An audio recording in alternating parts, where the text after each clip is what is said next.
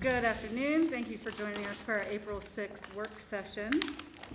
Up first today, we have fiscal year 22 budget review. Michelle and Brooke. Actually, Mayor, I'll go ahead and start.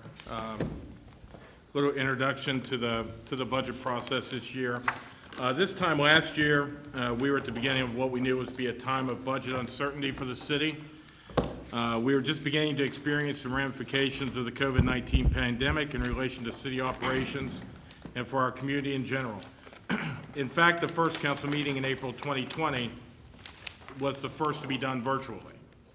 We had no way of knowing what the next 12 months would bring, so our plans and strategies for FY21 were delayed while we focused on sustainability of operations through the pandemic. We now sit 12 months since that April 2020 meeting, and though the city has come through this period relatively well, we continue to experience a time of uncertainty for this budget, though in a much different way. As you know, the federal government is slated to provide the city $20.4 million over 2 years in American Rescue Plan relief. This is one-time money, and the requirements and restrictions for the use of this money have still not been released, finalized or released. Until such time, again, after this budget was prepared, we cannot yet provide recommendations to the body on the use of these funds.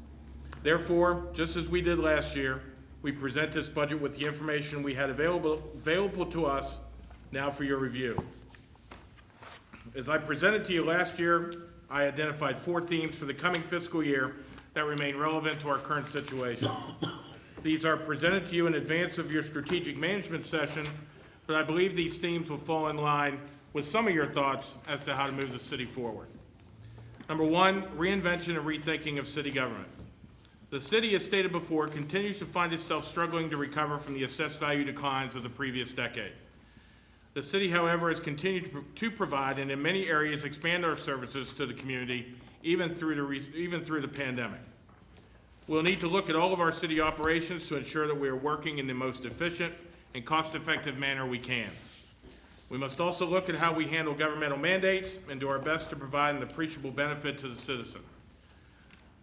As stated last year, and a good example of this is stormwater management.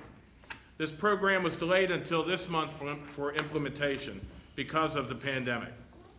Through adding a yearly fee to our city parcels, this program will allow the city to comply to federal and state mandates while also providing significant benefits to our taxpayer.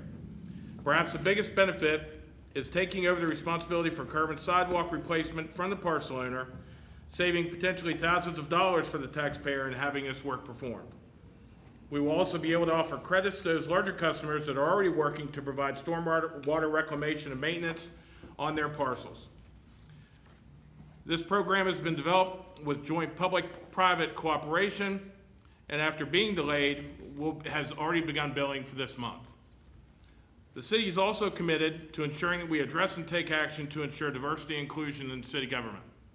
We organized in 2020 an internal diversity and inclusion committee to discuss our city policies and procedures to ensure that we take into account and recognize not only our diversity as a government, but also our responsibility of diversity and inclusion in our community. We look to expand and implement recommendations from this group in 2021 related to doing better in recruiting and hiring minorities into city government, and once here, ensuring the respect and inclusion they demand and deserve. Number 2, raising up our neighborhoods. With real and personal property tax revenues remaining and still being the main source of revenue for the city, it is imperative that we continue to search for ways to raise up all of our neighborhoods, especially those in our urban core. We must be more aggressive in our neighborhoods to identify, abate, rehabilitate, and/or demolish blight that is holding the livabilities of our neighborhoods down. Our chronic tax sale property program is moving forward and will be instrumental in the continuing process of dealing with blight. We will continue to bring to the table ideas that, in conjunction with our public and private partners, get us on a path to sustainable growth in our communities. This initiative against removing blight from our neighborhoods and providing opportunities for quality of life improvements in our neighborhoods will surely be a top recommendation for use of American Rescue Plan money in fiscal year 22. Number 3, stewardship of our taxpayer dollar. As relevant and necessary as this was before the pandemic reached our community, it's even more so now. We must ensure that we provide the community transparency and stewardship of the spending of their tax dollar. This will require all of city government to ask the questions: 1, does this expenditure meet the requirements of a core service to the community? And 2, does it increase value to our citizen? This has always been a primary goal of service to the taxpayer. We also must continue to keep in the forefront of our operation that of providing excellent, outstanding, extraordinary customer service to our citizens and customers. The pandemic has affected everyone in our community in one way or another, and the city has done its best to reach out to the community in an effort to communicate with them the help that is available as it relates to utilities or to rent. We have also worked with local social agencies on the issue of rent subsidies to get our families through this difficult period.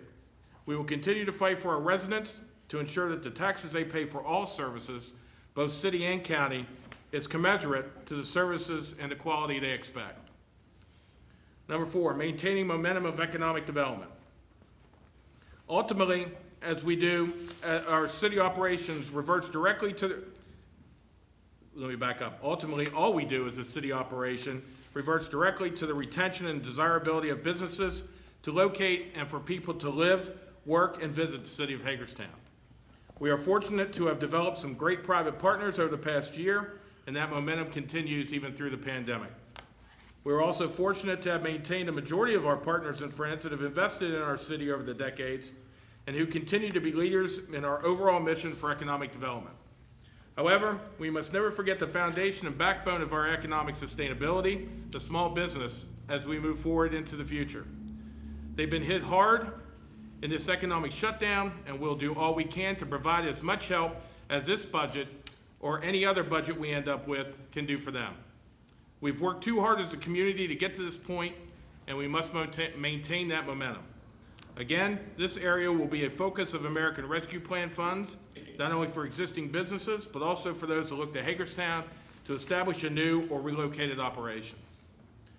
We also look to recover and rejuvenate efforts to keep a high quality of life that makes Hagerstown a destination of choice to live and to visit. Numerous projects are reflected in this budget that will provide those coming to the city a chance to participate in athletics, visit one of our many restaurants and shops, entertainment venues, or to just relax in one of our award-winning parks. As I've stated numerous times over the last several months, our city staff has been on the job throughout this pandemic.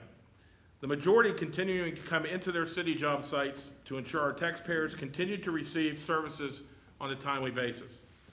The importance of this cannot be stressed enough, and the fact that staff had minimal on-the-job exposures is a testament to their commitment to do their jobs safely for themselves, their co-workers, and the public. This commitment will be their legacy when the local history is written on this pandemic, and we should be very proud of this effort. I'll now turn it over to Michelle and to Brooke for more details on the numbers, but would like to thank all of our city department managers and directors for the help they have given me not only during the budget preparation season, but for the past year that we have experienced together this pandemic. Special thanks to Michelle Hepburn, Brooke Garver, and all the accounting and finance staff for their preparation of this budget document. The staff looks forward to working with this mayor and council to implement your goals and continue to move the city forward. Good afternoon. Hard to go after Scott, anyway. No, so this evening, because it's the very first evening to do budget review, we're gonna, again, just high-level summary, just going over basics, and we will be back from starting next Tuesday all the way, and every Tuesday through May 18th, and if necessary, May 25th, until we get the adoption and completed. So what we're presenting and what is included in the book, just as a reminder, is the city administrator's proposed budget. Again, it is also electronically available on the city's website and has been since last week. Actually, I think it was available March 30th this year, but officially it has to be there as of March 31st, which is the final day to have that done. We also sent out and have additional copies, but we included them in the packet so that everybody had a copy of the city administrator and the budget message. The budget message is now up to 48 pages. Actually, it's growing and growing every single year, but those 48 pages are a tremendous summary. So you should be able to take those 48 pages and look at it and have an overview of all city funds and what is included. Just going to take a minute real quick to go through the budget book and the budget process. So first, there is a few little demographics and a table and chart of accounts. Then we have the overview section. And again, the first 48 pages of the overview section are simply the budget message. Again, this is meant to be an executive summary level, so that if somebody just wants to look at one area and see a massive overview of the city's entire budget, you can pretty much see it from there. The other big portion of the overview section will include mayor and council goals and priorities, department goals. Section 2 is where we start to break down and get into specific funds. And Section 2 is all about the general fund, and it looks at 4 years of history, 4 specific time periods. It will look at what was audited and included for fiscal year 20, what was approved in the revised budget for fiscal year 21, along with fiscal year 21 estimated projections, basically now where we'll think we will end June 30, and fiscal year 22 budget. It is broken down and includes detail. It's one of the only places you're going to be able to see within the budget document where it is broken down to the level of departmental information, meaning you'll be able to see general fund revenue, a summary, and then a breakdown on all the revenue. One massive page at the beginning that includes all the expenditures broken down by departments, but then every single department will have pages reflected within that section that includes their specific departmental goals, program summaries, matrix, staffing charts, and total expenses and revenue that they have included in the budget book. Next is Section 3, that's the enterprise fund section, and that includes electric, water, wastewater, parking, stormwater, golf, property management. Again, very similar in style and setup to the general fund. It'll be a little bit broken down so that you can see same time period, same level of information, but just instead of for the general fund, everything that is included is an enterprise fund. Next section is special revenue funds. Those are other governmental funds similar to the general fund, and the primary fund that is under this section would be our Community Developmental Block Grants, our CDBG program. I think probably the primary focus there, of course, is our federal dollars that we receive for that program and how we spend it. But again, that section will be broken down. We'll give you details on our CDBG fund, our Economic Redevelopment Fund, Business Revolving Loan Fund, Grant Fund, and the majority of the rest are very much smaller in nature. Next up, we have our Service and Trust Fund section, and that would include Workers' Comp, Health Care Fund, Dental Fund, and finally, our Bloom Carlisle Fund. Again, not a whole lot of details there because there's not individual departments, but very much set up just like all the other sections so far. Then we get to the rest, and the changes there include the financial projections section, which is section 6. This will include 2 years of history and actual details instead of just one. So it will include fiscal year 19 as well as 20 audited. It will also include not just the fiscal year 22 projection, but 4 additional years through fiscal year 26. The information that's reflected there is not at as detailed level as it is in the other section, but again, it's more of an overview. It's more, you know, I don't want to say long-term, but short-term to mid-term in where we think we're going to head. It is information for the biggest and major funds that the city has. It doesn't include every single fund. And again, instead of information reflecting there to the dollar, a lot of it's reflected in thousands of dollars. So sometimes that trips people up a little bit, but again, that section is a very good section. So far, section 1, the overview section, the budget message. Section 6 would have different information that you haven't seen yet. Next is the capital improvement, or what we will often refer to as our CIP fund.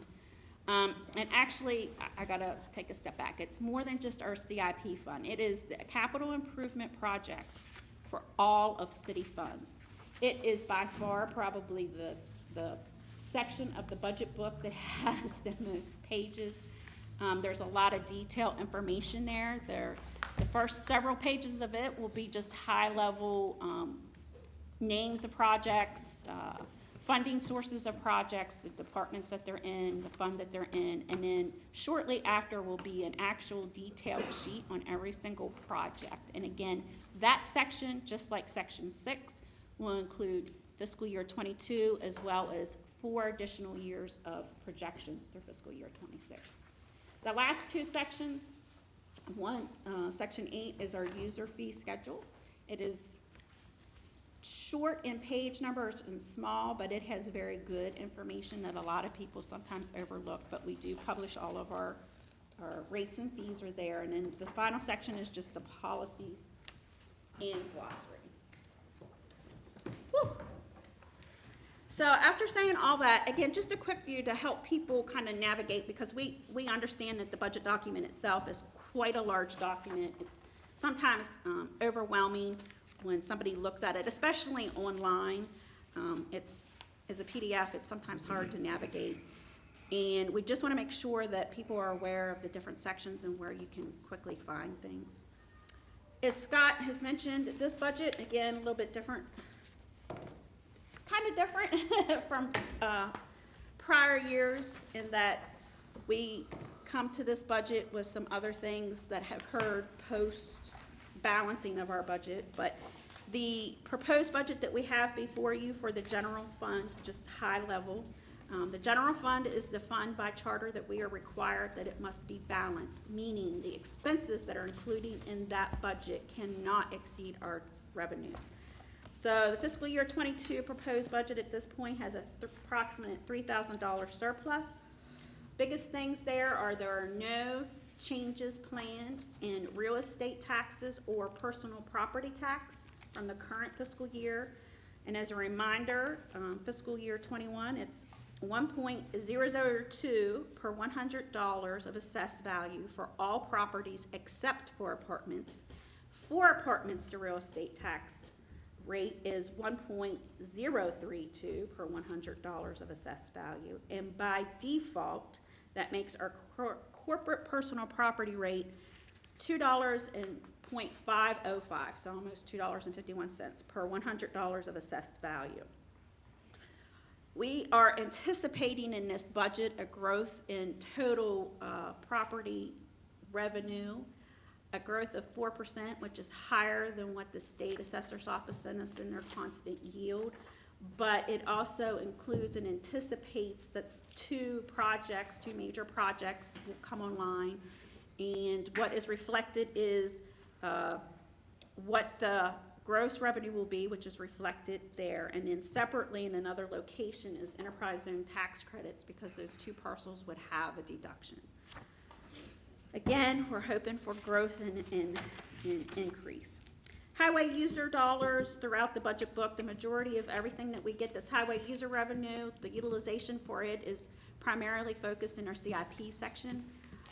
We estimates from the state as of a few months ago were that it would be 1.6 million, and we are going to use $100,000 of that on the operating side to help offset annual debt service.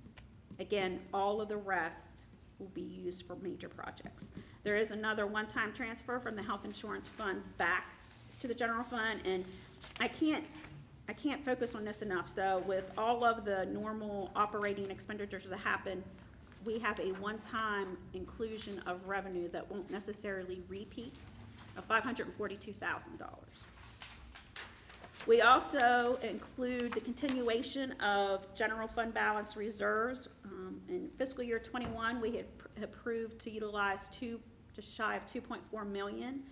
Of that dollar amount, we still have about 937,000 that has not been spent or will not quite be spent on those projects. They were either deferred or will not start into fiscal year 22. So we are reallocating and reappropriating that. It is not new and additional fund balance that we are utilizing. Again, only what we previously approved to use. Transfers to Economic Redevelopment Fund are a little over $1 million, specifically $819,000 of that is for our Invest Hagerstown program incentives, which is an increase of about $15,000. Again, that has to do directly with the impact of assessed values and the growth that we are seeing. But $819,000 that will be utilized specifically for those. And as far as staffing, there's a chart within the overview section which covers staffing.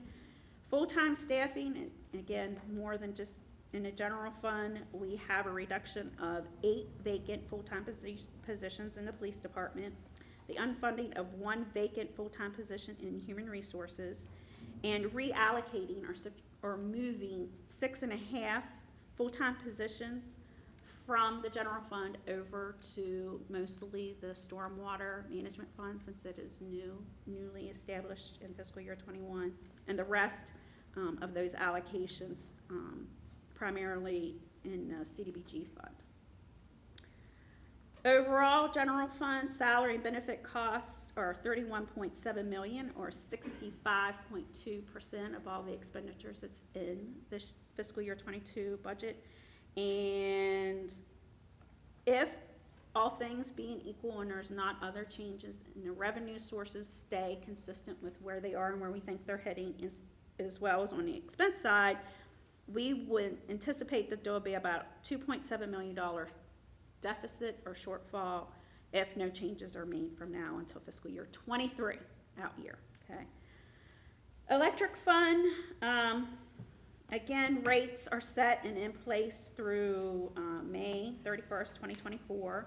We had 1 full-time position that was unfunded in fiscal year 21. Total capital projects or infrastructure projects are $1.3 million, and with everything else, it is looking like fiscal year 22 budget will include a $12,000 surplus in the electric fund. And that surplus doesn't necessarily mean increase in cash, it just means revenues and charges versus what they're looking to spend on the income statement side. On the water fund, the rates there are approved through fiscal year 24. No changes in staffing, although you'll notice between water and wastewater there was a shifting, a reallocation of where staff resides. You know, they have shared duties. Capital projects, $2.8 million for water fund and $124,000 anticipated surplus. Wastewater fund, again, similar, just like water, the 5-year rate models that we do are approved for water and wastewater at the same time, so the wastewater rates are set. No changes again there in full-time staffing. Capital projects that are included in the fiscal year 22 budget are $2.6 million, and leaving the wastewater fund with an anticipated surplus of $1.6 million. The parking fund, rates were approved and effective through fiscal year 22. It amounts to about a $2 annual increase. No changes in staffing there. Just think this is probably the 3rd year in a row I'm saying we really do need to reevaluate that for the future. It's a 24/7 operation, and we have very, very minimal staffing, especially full-time. The 3rd parking deck is included in the proposed budget to start in fiscal year 25. And total capital projects included for fiscal year 22 are $25,000, anticipating a $224,000 deficit for fiscal year 22. The parking fund is one of the ones where we've seen the biggest change, dramatic change to the income statement for 20, 21, and 22 versus prior years, and that has to do with free parking and a massive change that we are seeing with a lot of businesses continuing to telework.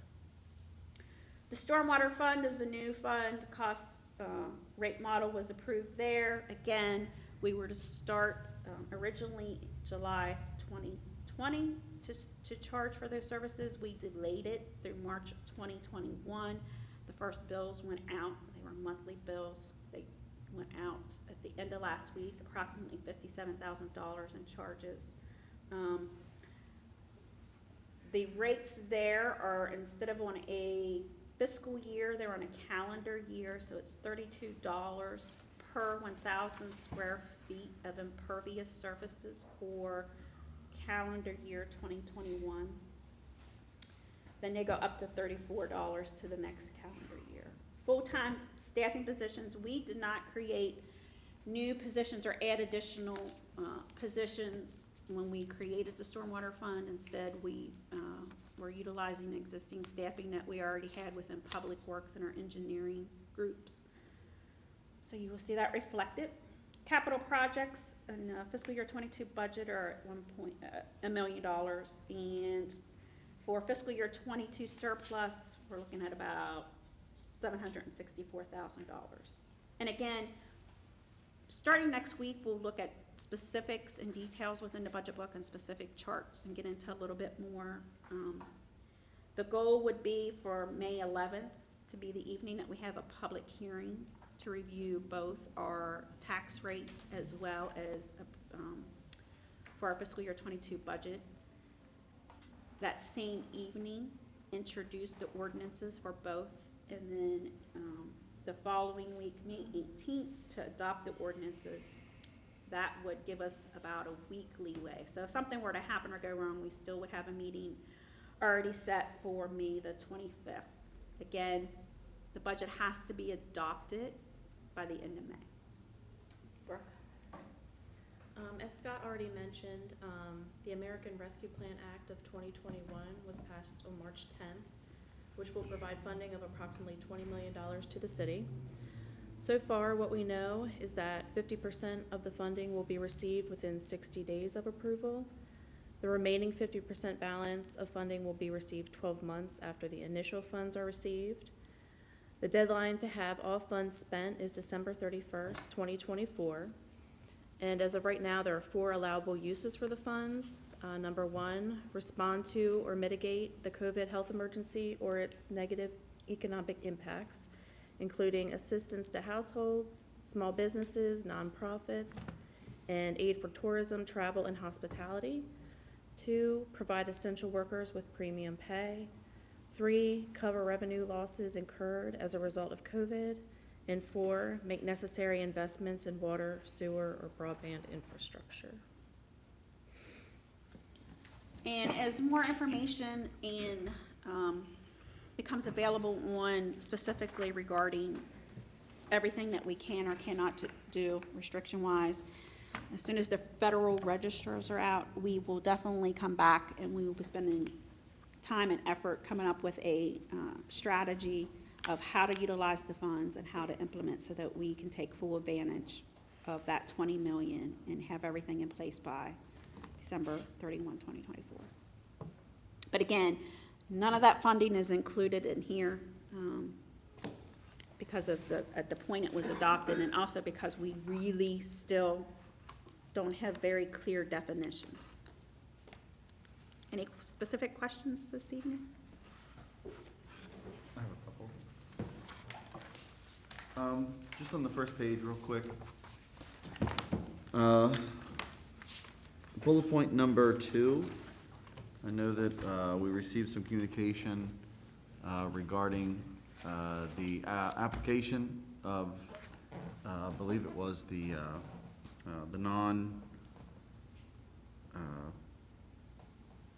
apartment tax. Did we ever clarify with the state what the result was of that change? Did I miss it?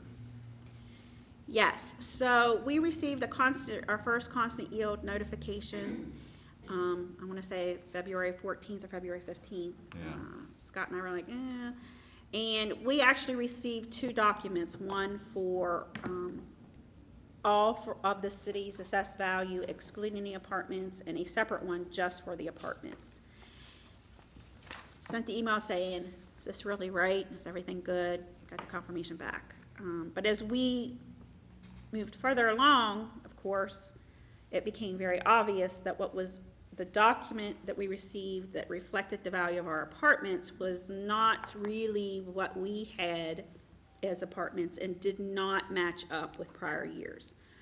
We reached back out, and we have received a revision, and in total, the total city assessed value, they did not change it, but they definitely changed the assessed value between what was reflected for just apartments versus all other categories except apartments. And the explanation we got was on the original document when they pulled just the apartment category. And again, we're talking apartment category and constant yield notice. The state Department of Assessment and Taxation is the one who defines those categories. But that they had pulled the wrong information on the apartment categories. So they updated that. So it is a slight increase over what we saw for fiscal year 21. And I can resend out Okay. the revised memos. I'm sorry, I thought I did that, but that was in March when we got the revisions. Okay. Just a couple weeks ago. Yeah. Yeah, that'd be great. I did not see it, but I, Okay, We I do might have, think- I might have believe forgot you. to send We it. do think that classification has been changed. We just are waiting to hear from them as to what has changed. Right. There are parcels that were pulled out of that designation that we used to apply the tax to, so we're still waiting to hear what that is. the second one I have is, the bullet point on health insurance fund. It seems like we use the terminology here, one-time transfer, more than one time. And so I'm just curious, you know, we have different years and there are different reasons for it.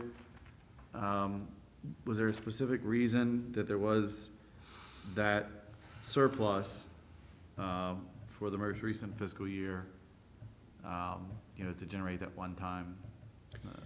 So typically, when we do the projections for our health insurance fund, we rely on information from our third-party consultant on trends and analysis, both ongoing trends on things like cost of pharmaceuticals and cost of hospitalizations, and also comparing that with our utilization. We do not assess and move into the health insurance fund more than what they tell us to move. Meaning they say, oh, here's what it is, it's gonna grow this %, this is how much revenue we move over. At the point that the health insurance fund has a surplus, and again, we make sure that we maintain adequate supply of fund balance reserve in that fund, which is at a much higher level than in a general fund. We go ahead anytime there is an actual surplus and move it back. Meaning it's one time. We don't keep expecting it to happen. We could have a couple of major claims, and we have had that happen in the past where the health insurance fund goes the other way, meaning we pay out more in claims than we moved over in revenue in a specific year, and it eats away at that fund balance. But because fiscal year 20 was a crazy year, and the trend across most was that many areas saw a drastic decrease in what they spent in health insurance claims. Because not a lot of people were going, you know, they stopped outpatient optional diagnostic stuff.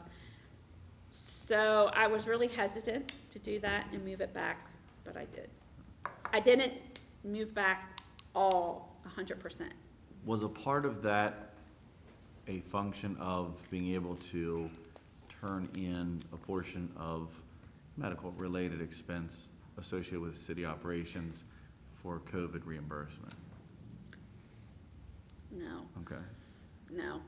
And since we're was totally self-insured, everything that as we are paying out those medical claims, as our third-party administrator, United Healthcare, is paying it out, we actually submit to them money on a weekly basis.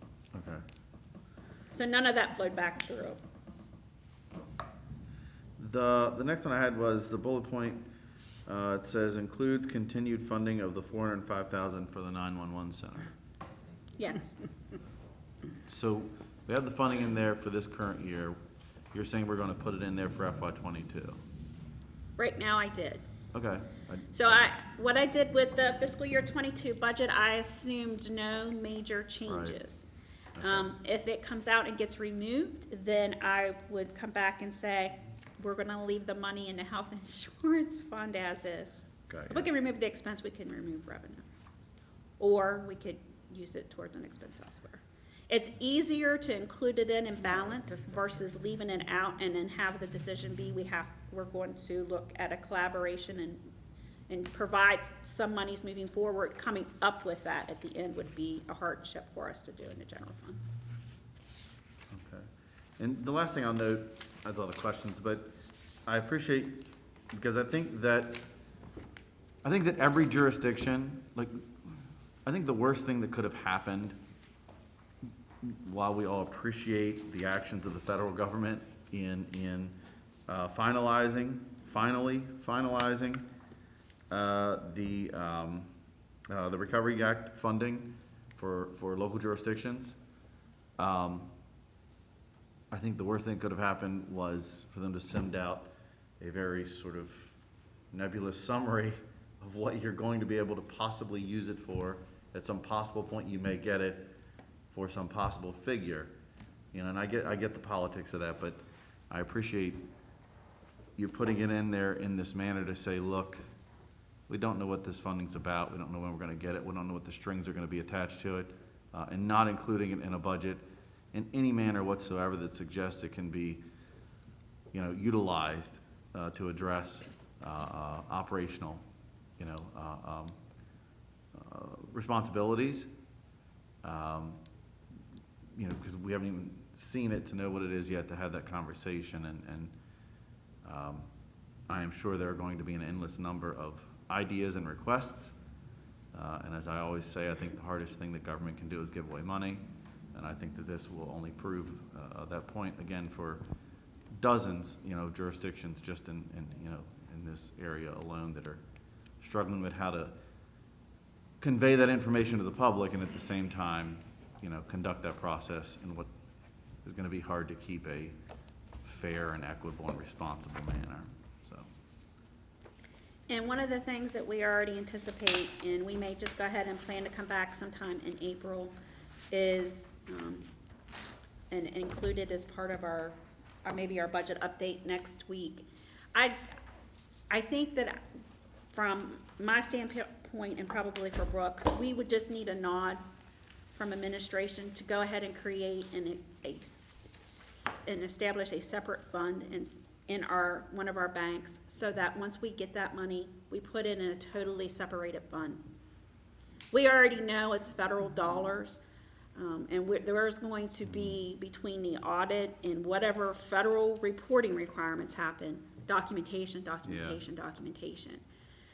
So I just personally, because we have a pooled cash account, I would prefer to pull that out, put it in its own unique account, whether that be interest bearing, and at this point, I'm gonna be honest, some of our interest bearing accounts, because fees are charged on an interest bearing account, the percent that we are being charged for fees are exceeding the percent Yeah. of what we're earning, right? And so basically, some of our accounts are upside down, inside out. We're paying more to have it earn interest than what is actually generating. But again, I think it's very important in that way. It will definitely assist us for audit and other purposes. I don't think we need a formal ordinance or resolution or document, but just copy of it, putting in the minutes and reflecting that nobody is opposed to that suggestion. And just two quick things. The first would be, once this mayor and council come up with their strategic plan, we will put a supplement into this budget book to make sure that that's included in here, and we'll update the PDF and make sure that your goals are in here. Right now, what's in here is from the prior administration, so we'll make sure we take care of getting that in here. And then we are also continuing to work on wage enhancements. It's still a work in progress. We will probably come back to you before this budget is ratified with some ideas on some wage enhancements, not just stipends, but also the working wage concept. So that'll also be something that is still evolving. Do you guys have any other questions for Michelle? Questions? Thank you very much. Thank you. I just wanted to reiterate the most important thing that I think you said this whole time for the citizens, specifically Herald Mail watching, that this does not have a tax rate increase. Correct. Yeah, that just kind of got glossed over, but I think that that's what the people are going to want to hear. That's one of the top bullets. Yes, soundbite. You didn't see the fine print at the bottom? Up next, we have transportation priorities, Rodney. Afternoon. The state requests from jurisdictions like us every year what our priority projects are. They take those requests, they put them into a consolidated transportation plan, and then that plan's released in October. So in short, this is how projects get state funding from the state highway perspective. Projects that we've had on this list before that got built were the dual highway sidewalks, the crossing improvements out at Cleveland Avenue at Dual Highway, all the tourism signs, the brown tourism signs all over the community, the new ones. And we've received millions of dollars in safe routes to school projects. So I'd just like to go through these really quickly and see if you have any comments or changes, and then we'll submit the letter based on that. So the first one is just I-81 widening. Obviously, we're not directly involved in that, but we support the community efforts to widen I-81. Just 2 weeks ago, infra grant was submitted to the federal highway folks, and it was quite a community effort that was put together to submit that, and that's for the widening from where they stopped down at Route 63 near the Potomac River up to Halfway Boulevard. Number 2 is a bicycle and pedestrian priority area study that was funded by the Metropolitan Planning Organization, and they looked at the downtown and the Bester Walkshed, and they came up with a list of safety improvements that they recommend.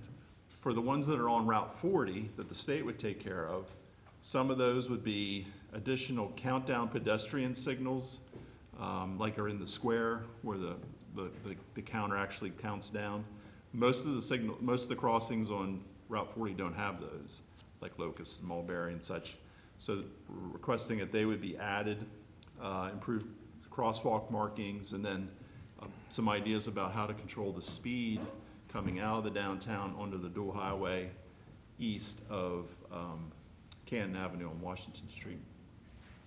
Number 3 is pretty obvious. It's the railroad crossings in Park Circle. It pains me that we even have to ask about this, but it doesn't seem like it's moving very fast. So especially the one at Walnut is in just terrible condition.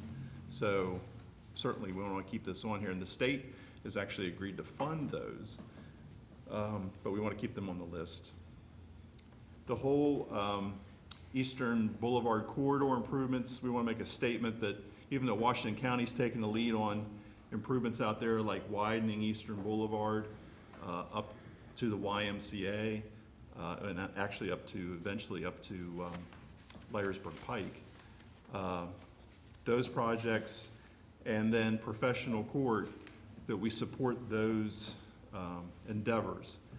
On the professional court one, just since I wrote this last Thursday, we had a request from Congressman Trone's office about submitting projects to be part of the Moving Forward Act. So today we submitted a $2 million request to pay for 80% of our portion of the professional court widening. So professional court from Eastern Boulevard to the cul-de-sac is a city street. As you know, they're building the bridge just beyond the cul-de-sac. So our part of the project is $3 million to widen it to 4 lanes and also make some additional improvements on Eastern Boulevard. So we put that in the request to his office for this federal highway for the federal government to fund 80% of that. We'll see what comes of that. But that would save us significant city money. Of course, to continue to support retrofit sidewalks, safe routes to school, transportation alternative program. We've used those extensively over the years. It's very difficult money to use because it's federal money, but it gets a lot of things done for the effort. And then the last thing is very important too, is highway user revenue. That's the money we use to pave the streets. So right now, we're in the process of paving streets, and our highway user revenue is back up from where it was certainly, but it's not quite to where it was back in FY '20. So we are requesting that that continue to support that. I haven't heard anything that they're not going to, but. And that's only guaranteed for another 2 or 3 years? I believe so. 2 more years is what that bill says. That's our suggested list. If you have any changes or comments, I'd be happy to take them. I don't have any changes to this, Ronnie, but I do have a question about something additional. There seems to be of late a large amount of pedestrian accidents on dual highway. I see it often, it feels like. Has there been any discussion or any ideas as to how to make that safer? I know that the crosswalks were implemented in the past couple of years, but Yeah. I don't know if there's a lighting, I don't know, speed. Yeah, in bits and pieces, I'd say. So there was a rash of fatalities a few years back, and that spawned, again, MPO, Metropolitan Planning Organization study of the dual highway. They put together, I thought, an excellent evaluation of the entire dual highway section. And it suggested sidewalks which were implemented in the city, but not outside the city. And I can talk about that in a second. They suggested some lighting improvements, even fencing in the median, but the state highway really hasn't embraced that yet. So the Cleveland Avenue crosswalks were done because of that, the sidewalks were done. And I don't know if anything else is in the works or not. The problem with the sidewalks outside the city is that the county doesn't have a way for them to be maintained over time. Like we've taken over that responsibility now with the stormwater program, and then we also have a way to have people shovel their snow and things. They don't have anything like that, so they don't want to see them built outside the city like that. So, but there's more to it than just sidewalks. It's lighting, it's pedestrian safety in other ways, and we can certainly add that on there. Yeah, it just seems like I've seen, I don't know about you guys, it just seems like there's like always this, you haven't noticed that? No, I haven't. Oh, yeah, I have. Seems like a Me lot too. more foot traffic too. I think I see a lot more people walking and stuff out there too. Yeah. Well, we have sidewalks in the city's portion, Yes, the majority of it. yes. So utilizing the sidewalk, crossing and crosswalk, maybe we need an educational Yeah, like a PSA. information thing to teach people how to cross the street. Yep. Right there at McDonald's particularly, it's a real problem. It is, Yeah. because they don't cross at the crosswalk. And I mean, you're coming up over that hill, people are going pretty fast if that light's green, so, I don't know, We certainly can add to the list further implementation of that study. I don't know why that would be a problem. There may be some safety points. Okay. thank you. Otherwise, I'm fine with all of this. You guys have That's good. anything to add? Good? Good. Yeah, Good. good. Thank you. Thank you. All right, Kitty Clark, Music on the Square. Yes. Me too. Staff met recently to talk about some programming we might be able to do to get downtown enlivened again, now that we hope, we know warm weather's coming, we hope the pandemic's actually coming to an end. I know there'd been some discussion or some hopes maybe of closing the streets for outdoor dining. We discussed how a lot of the restaurants downtown already have outdoor dining capacity, and so we thought maybe starting with something not as big as closing an entire street, but more regular. So we proposed doing weekly, every Friday night, music on the square from 5:30 to 7:30 is the proposed time, from hopefully the end of April, like April 23rd, which is just weeks away, through the end of June, so this fiscal year. Yeah, using, hopefully using local artists. We can also start paying some local artists because they also are starving for work. So I think it's a win-win, and try to get people to come downtown and stay downtown. The only nights we wouldn't need to do something is the BISFA Street Festival and the 2 Imagine Hagerstown nights, when we already have programming. So essentially that would be like, 9 weeks or something of every Friday night, something happening downtown. I don't know if it's bad form to ask for money at the end of a budget discussion, but I'll ask anyway. It's not very much. When I was here on March 4th, we talked about the sponsorship line item. There's $31,500 left in that account that's not going to get spent on sponsorships this fiscal year. So hoping that we can use between $5,000 and $10,000 to implement this programming going forward. And that would cover artist fees, some technical sound support, and promotion. Yes. It's a yes for me. Yes. Turn on the music. There you go. Let's do it. Easy peasy. I'll be out there in my Just gotta dancing ask. shoes. Looking forward to that. All right, demolition lien on 341 North Jonathan Street. Madam Mayor, this is to review a request for the waiver of a demolition lien on 341 North Johnson Street in the amount of $11,333. Last year, the city had been seeking compliance from the owner to repair or demolish 341 North Johnson Street. Pamela Parsons was in here with some folks making that request. The owner agreed to demolish the building but requested funding assistance from the city. On October 27th of 2020, Mayor and City Council approved the use of PCAD's abatement fund to cover the costs. This was viewed as beneficial in these times because the courts were not reviewing demo permits. So this was good to remove this blight that the owner really wanted taken care of. Staff was directed to collect quotes from the property owner for demolition of the entire structure. Total value of the demo was estimated at $17,000. The owner had already paid $5,667 towards the cost. Mayor and council agreed that the maximum the city would pay is $11,333, contingent upon the contractor getting approved as a vendor for the city. PCAD secured the quotes from the owner's contractor. Work was completed in December. City paid $11,333 towards the $17,000 bill, and the cost was leaned against the tax bill.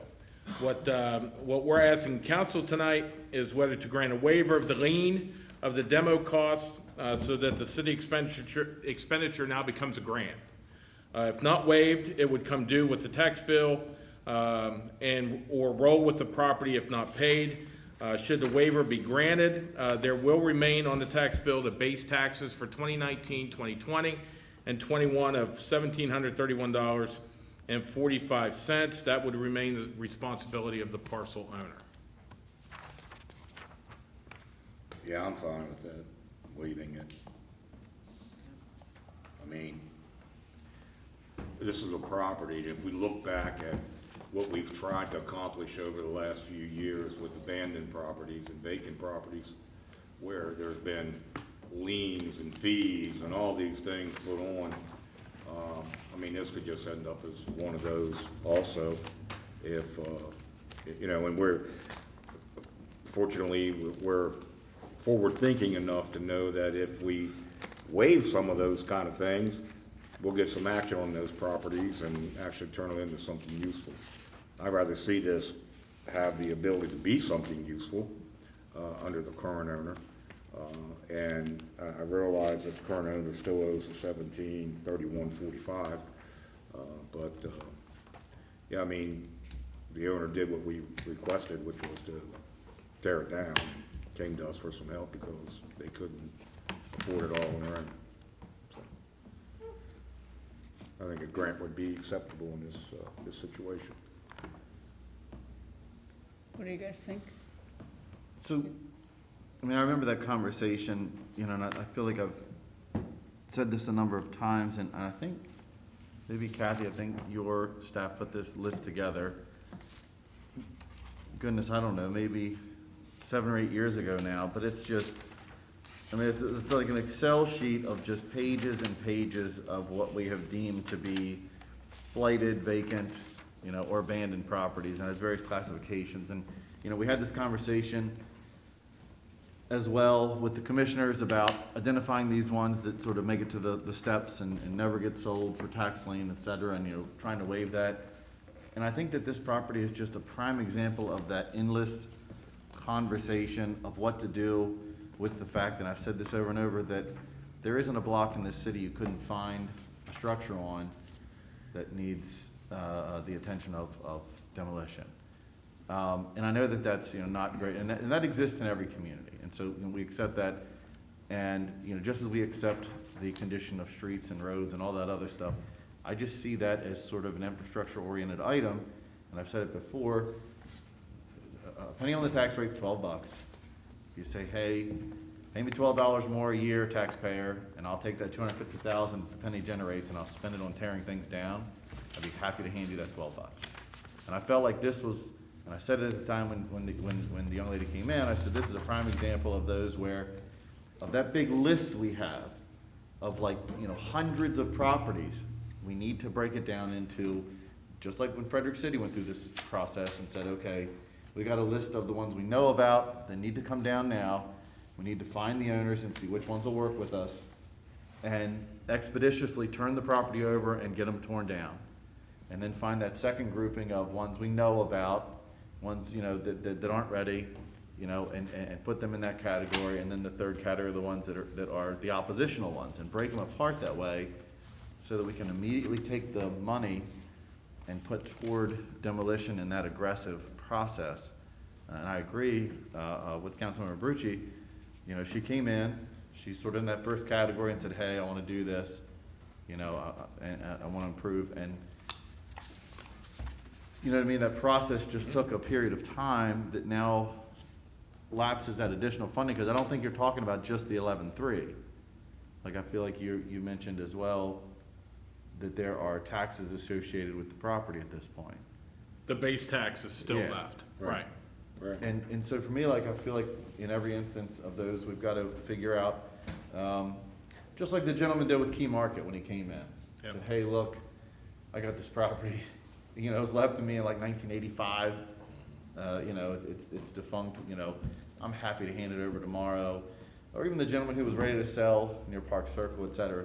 There are many of these that we see. I think that if we had a process where we more aggressively went to the owners and used a funding source that the city generates to handle in this manner, I think we would be more expeditiously able to remove them.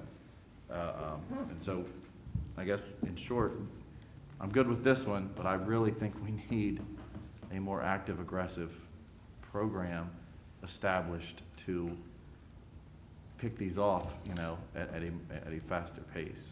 And PCAD does have, it's not ready for prime time yet, but there is a program, they call it the Hub Demolition Program, Hagerstown Urban Blight Demo Grant Fund, that will go and identify exactly those properties that you're talking about and try to establish that connection back with the owner to see what we can do with that. We've identified specific areas within the core here through the building blocks program that the PCAD uses that are in the most dire need of either rehabilitation or it's gone past that into demo. And I would suspect that within the next month, they'll be ready to present this program to you and get input along there. But you're exactly right. I know the mayor and I walked South Mulberry 2 weeks ago. And just some of the things that we saw on South Mulberry were just ridiculous to be in that environment where there are so many nice and well-kept homes in that area.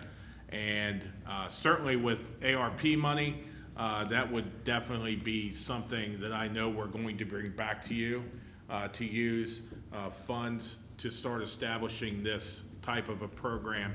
And as these guys know, I'm a little bit at times too aggressive in trying to go after some of these properties because of what it's doing to the overall community. So again, it's not ready for prime time yet, but it's close, and we'll have that to you probably within the next month. Well, I mean, I'm hoping that it's citywide, one. Yes. And that its most immediate function is those that are like in line and ready to go. Yep. Yeah. Yep. Ready to hand over. So I just, I think that's, Good. I think that's a necessity, because I say all the time, when you drive through town, you don't remember the places that are nice. Yep. The ones that look bad are the ones that stick out and stick in your mind. And also, if it spurs rehabilitation, if they see one being done, it could spur rehabilitation of others that are still savable. You know, go through the West End, and that's you know, there are a couple neighborhoods in the West End that have beautiful places, but there might be one or two that have been let go. And that might spur that interest and get something going. It's gonna be a great use, I think, if we're allowed to use some of this ARP money to go after. Are you guys good with waiving? I'm good with Yeah, it. I'm good. All right. Okay, what are we good with? Waiving the 11,333. Okay. Land Management Code Amendment, front yard fence requirements. Seymour. Afternoon. I am pinch hitting for Megan Fleck, who could not be here today. So we are here because the Planning Commission on Monday forwarded a recommendation to the Mayor and Council for amendments to the Land Management Code as they apply to front yard fences.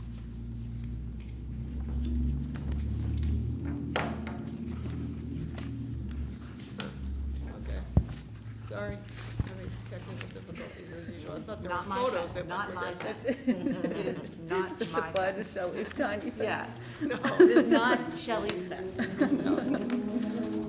No, so, How's that she shed? I don't wanna talk about it. I don't wanna talk about it. currently, within the zoning part of the land management code, for front yards, you can have up to a 3-foot tall open picket fence. And on other more secondary front yards, where if you have a side street or a rear street on your lot, those are also considered front yards, and so you're also restricted to a 3-foot open picket fence unless that street that's on the side or in the rear is the same or a lower classification street as the one on your front, and that relates to traffic volumes. There's local streets, minor collector streets, major collector streets, and arterial streets. So if you're fronting on a arterial and say your side street is a local street, you're good to go. You can have a 6-foot privacy fence on that other front yard that you have. And it's not really a problem in the older parts of the city, because in the older parts of the city, we have the alley system, and mostly the houses front on the more main street rather than fronting on the side street if there's a side street. Where we run into the challenge and where we get the most requests for fences is the newer subdivisions where they're not alleys, and we require the lots to be turned so that we don't have driveways on the collector streets, where we wind up with a ton of lots that have side yards and rear yards fronting on typically minor collector streets, like Hager's Crossing, Collegiate Acres, even the Morning Glory Heights Circle, whatever it is off of Jefferson, same situation.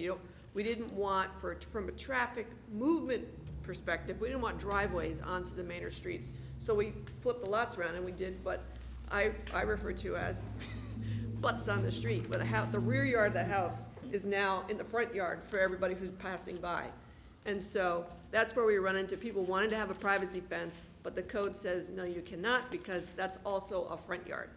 And so what sparked this to be reassessed by staff right now is that the last phases of Hager's Crossing that have been developing rather rapidly over the last 18 months or so, many of them have multiple front yards, and these new homeowners can't understand why they can't have a privacy fence so that they can fence in their rear yard. But what the code is now, they'd have to, because Hager's Crossing Drive is a minor collector street, they'd have to either push that privacy fence way in and have a little tiny part of their yard enclosed with privacy fence, or use the open 3-foot picket, and that's not what they want.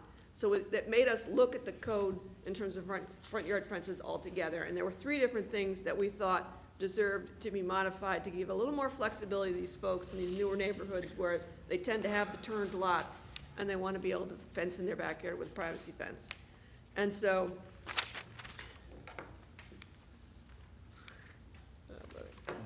there's 3 things that are proposed. 1, to raise the height, as some in this room would agree, a 3-foot picket fence is a bit of an ankle twister. It doesn't really accomplish a heck of a lot. We're recommending that it be increased to 4 foot, which is a traditional height for picket fences if you go to places like Williamsburg, and so which is, picket fence rich. I used to work there, and so, you couldn't turn a corner without tripping over, or tripping into a picket fence. And so we're recommending for the front yard fences where you have to have the open picket, increase it from 3 to 4. So it looks a little bit more, if we have a few around town, not just the one that you're thinking of. In the West End, there's one on a side street, which is I don't know why it's not in the PowerPoint, but we had a photo in another version of the PowerPoint. And it's a very low, unpainted picket fence around the very large side yard that it has on like Florida Avenue or one of those kinds of streets in the West End. And it just shows how the code is just a little crazy for those situations. So we're recommending to go from 3 feet to 4 feet. And then the next thing is to remove that other front yard requirement for the minor collector streets, which is like Hager's Crossing Drive, Terps Boulevard. A lot of the streets in the urban core of the city are considered minor collectors, and it's all based on the volume of traffic. We were tending to think of, it really didn't make a lot of sense for Hager's Crossing Drive, because Hager's Crossing is not really a through street. You don't go from Morgansville and say, hey, I'm gonna cut through Hager's Crossing Drive to get over to Williamsport. It's mainly just carrying traffic for that neighborhood or that school. And so we thought, we really gotta try to do something. So what we're recommending is, if your side or rear yard is on a minor collector, like Hager's Crossing Drive, you could have the 6-foot privacy fence. So we would strike minor collector from those categories where it says you cannot have a 6-foot privacy fence if your side or rear yard is a higher classification, like a minor collector, major collector, arterial. So it would just still be major collector and arterial, but not the minor collector streets. And then the third thing we took a look at, our code also says that for the 3-foot open picket, the space between the pickets needs to be at least as wide as the picket, which again creates a not very traditional look for a picket fence. It makes it look very, like teeth are missing. It's very wide. And so we're recommending that you narrow down the space to be 1 inch or half the width of the picket, whichever is greater. And that gives you more of that traditional picket look, and also a little more privacy since the pickets are closer together. And so those are the 3 things that are recommended. The Planning Commission had their hearing on the 31st. We had one couple that was present for the hearing from Hager's Crossing, and they were in favor of changes to the code so that they could have a 6-foot privacy fence around their backyard, which was, I'm not sure if it's the side or the rear faces Hager's Crossing, so they were restricted, and right now their permit is waiting. It cannot be issued because of the code. And so the Planning Commission met again on Monday for a special meeting so they could have a recommendation ready for today, and they have recommended that these amendments go forward to you. You said 6 foot. The individual that spoke at the meeting wants a 6-foot privacy fence? Right, which is what the code allows in side yards and rear yards, except when you have a street there that's a higher classification than your front yard. So is the change you're proposing 4 or 6? 4 foot for if you have to be a front yard. Okay. For typical front That's what I'm yard, trying to figure out. 4 foot only. So that's your real front yard, or if your side street is a minor collector street. So now, do I understand you then, every property owner now will be able to put a 4-foot fence in their front yard? Instead of a 3 foot, yes. Okay, With tighter together pickets. right. So everybody will be able to put a 4-foot fence in the front yard? Not every, well, Yeah, in your Yeah, the front front yard. yard. in front. Everywhere, no matter where it's at? Right. Okay. The other change has to do with if you have more than one front yard because you're on a corner or you have a through lot. And so in that situation, if that side street or rear street is a minor collector, now you could have a 6-foot privacy fence like someone can have now if they don't have a street back there, or if that street is a local street, or it's a lower classification than whatever's running across the front of your house. So those folks who have the lower classification street already can do the 6-foot privacy fence to fence around their side rear yard area. So this gives more flexibility to the folks who have a minor collector that's on their side property line or their rear property line. So you're lowering the classification for more streets to be included? Yes. Okay. More higher volume streets? I'm Very good. absolutely in Very favor of good. this. Common sense, I love it, yes. And so if you're in favor of moving forward at this point, if you're ready, we can schedule a hearing for Now I the got it. 27th of this month. We're trying to get it, the pace, Confusing. the process to be as quick as possible because we have people waiting. And there's gonna be more and more of them because there's more and more houses being built with side yards on Hager's Crossing Drive right now. That's a project that's moving very quickly. Are you guys good with that? Oh, yes, yeah. 100%, yeah. Shelley's going out and buy a 4-foot fence tomorrow. I have a 4-foot fence in the front, it's the 3-foot on the side. and then 6 foot in the back, and then another 4, it's Keep you supposed out like of this. All right, request to purchase competitive negotiated sale property, 3640 North Potomac. Caitlin. Good afternoon, everyone. I'm coming to you today on behalf of the Review Committee to request that the Mayor and City Council consider a purchase offer for the city-owned property at 3640 North Potomac Street. The property has been advertised for sale as part of the city's competitive negotiated sale, or CNS program. And the applicant is Mr. Lloyd Thoburn of 339 Antietam LLC, and he has submitted an application and a purchase price, which can be found below. The purchase price for the property at 3640 North Potomac is $414,000. This is a cash offer. And Lloyd, the applicant, has communicated that he would be more than happy to sign a no contingencies contract with a non-refundable deposit of $15,000 to start off the contract. The proposed use of the property would be to maintain the active retail and to maintain ownership of the building long-term. Additional information with the property sale would go to businesses. One is currently Hannah Thai, that has a lease option for renewal, and at 36 North Potomac is currently leased to the Yarn Shop, and 3 out of the 4, or I think now 4 out of the 4 apartments above both of those shops are filled. Rent varying for that. And additionally, the review committee is seeking guidance and mayor and city council consensus that if this were to be approved, that the city would no longer be accepting additional proposals for the property if it does become sale pending. Yeah. Good? Yeah. Yeah. Yep. Good? Yeah. All right. Awesome. And also, before she leaves, I think, is this your last council meeting? I could show up next week. Make We sure don't know. Caitlin is leaving What? the city for even regardless of the terrible recommendations we provided her future employer on her.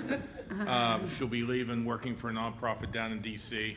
Cannot thank her enough for the work that she's done in economic development with the downtown. Tremendous. Worked with you at the Suns during the summer and knew that she would be perfect for this job, and she was. So good luck to you. Thank you. And we're gonna miss you, and hopefully we can find somebody half as good as you to try. replace you. We will Thank miss you you. so much. Yes, Thank we'll you. miss you terribly. All right, Washington County Training Center request. Chief Lord, Chief Hopkins.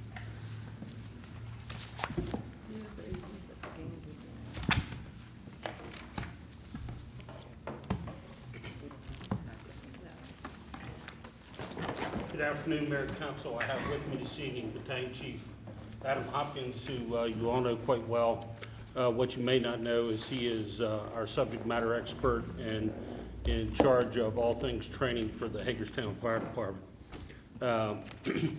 Before we get into the topic, you probably do not know, unless you've opened an email today late, I'm traveling for about a week, and there's a couple things I want you to be aware of unrelated to this topic. First and foremost, Chief Kleck and I attended a monthly meeting at the First Hagerstown Hose Company last night to notify them that next week, 13th, we will be briefing you on a land purchase recommendation that we've talked about many times at the 400 block of South Potomac Street. Since they are so directly involved, I thought it important for them to hear that from me and to invite them to the conversation. So in my absence, if any of that occurs, I wanted you to be aware that we did that. Secondarily, last Monday, and as a direct result of the strategic plan briefing on the 16th, when we were last here, we attended a monthly meeting at Funkstown Volunteer Fire Company and brought them up to speed and made sure their board of directors were aware of what we reported here at the strategic plan. So with that said, we'll move forward to tonight's topic. So on March 9th, we were last here on March 16th. On March 9th, I had received a cold call from Director Hayes at County DES notifying us that the county was going to move forward with the purchase of their own multi-story burn building and a 5-story training tower at their Roxbury Road site. Now, this is a sudden and unexpected change from discussions that we've been having for probably 3 years about using our Bowman Avenue facility for what I'll describe as dirty work.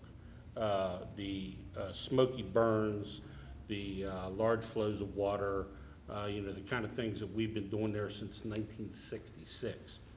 A little more disturbing was later that afternoon, after I respectfully declined and said we were probably going to maintain our own burn facility and lobby for improvements there, I got what I would determine to be a documentation email that was totally out of character for Director Hayes. They were invited to this session this evening. I sat on a response that I don't believe any of you have seen for several days because, quite frankly, I was angry. And I made sure that the city administrator had an opportunity to review it. But I did respond in kind to that, and that's part of why we're here this evening. Just since March 16th, when Chief Kleck and I provided you an update on our annual strategic plan update, this is a significant change because it involves a large sum of money, $500,000 in shared funding. So, with that said, I'm going to advance a slide and let Chief Hopkins speak to you about not only our existing facility on Bowman Avenue and how we train firefighters, but our vision for that and what until March 9th we believed was a shared vision with the county. All right. Good evening. So I'll brief you on currently what we have in place out there. It's at 940 Bowman Avenue. If you're not familiar with it, it backs up to the wastewater treatment facility. We'll talk about the burn building first. We operate a single-story burn building. It was constructed in the early 1980s. It's basic. It's a single story with roof access there. You can see the exterior stairwell. We have an interior stairwell as well. Inside, we have 2 different burn rooms. We have a large one and a small room, and they're both structurally protected so that we can have fires in them. And then there's another hallway in there that just connects the 2 rooms.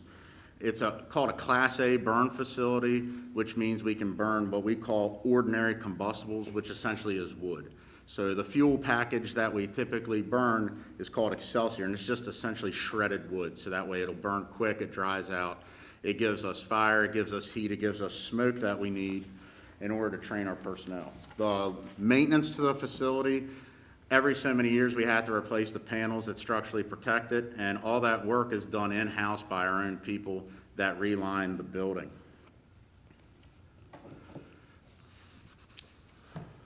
Another point on there, it's the only burn building and training center currently within Washington County. So it's been utilized by the county.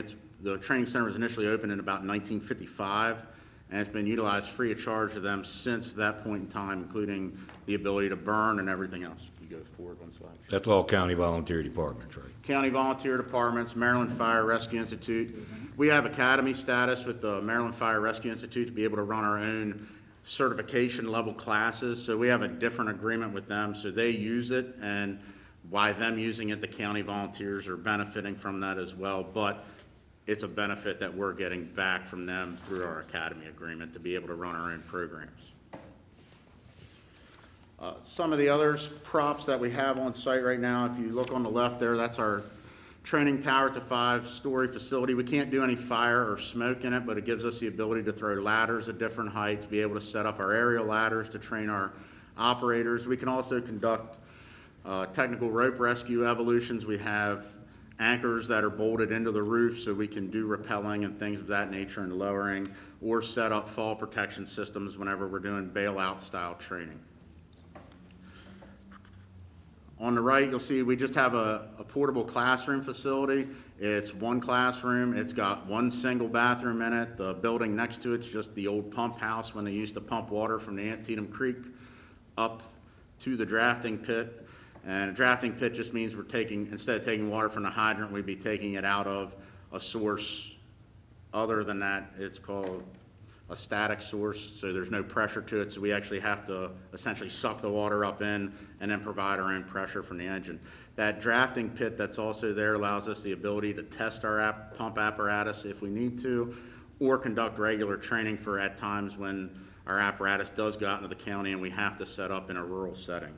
We also have vehicle and dumpster fire props, which aren't shown there, which give us those opportunities because those are common fires that we face.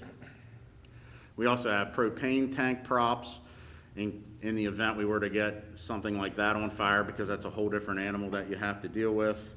And then there's also a confined space prop on site that the special operations team for the county installed in the 1990s, but they don't regularly maintain it, and we end up maintaining it. So specifically about the DES request, just a reminder, that was a cold phone call from the director of DES.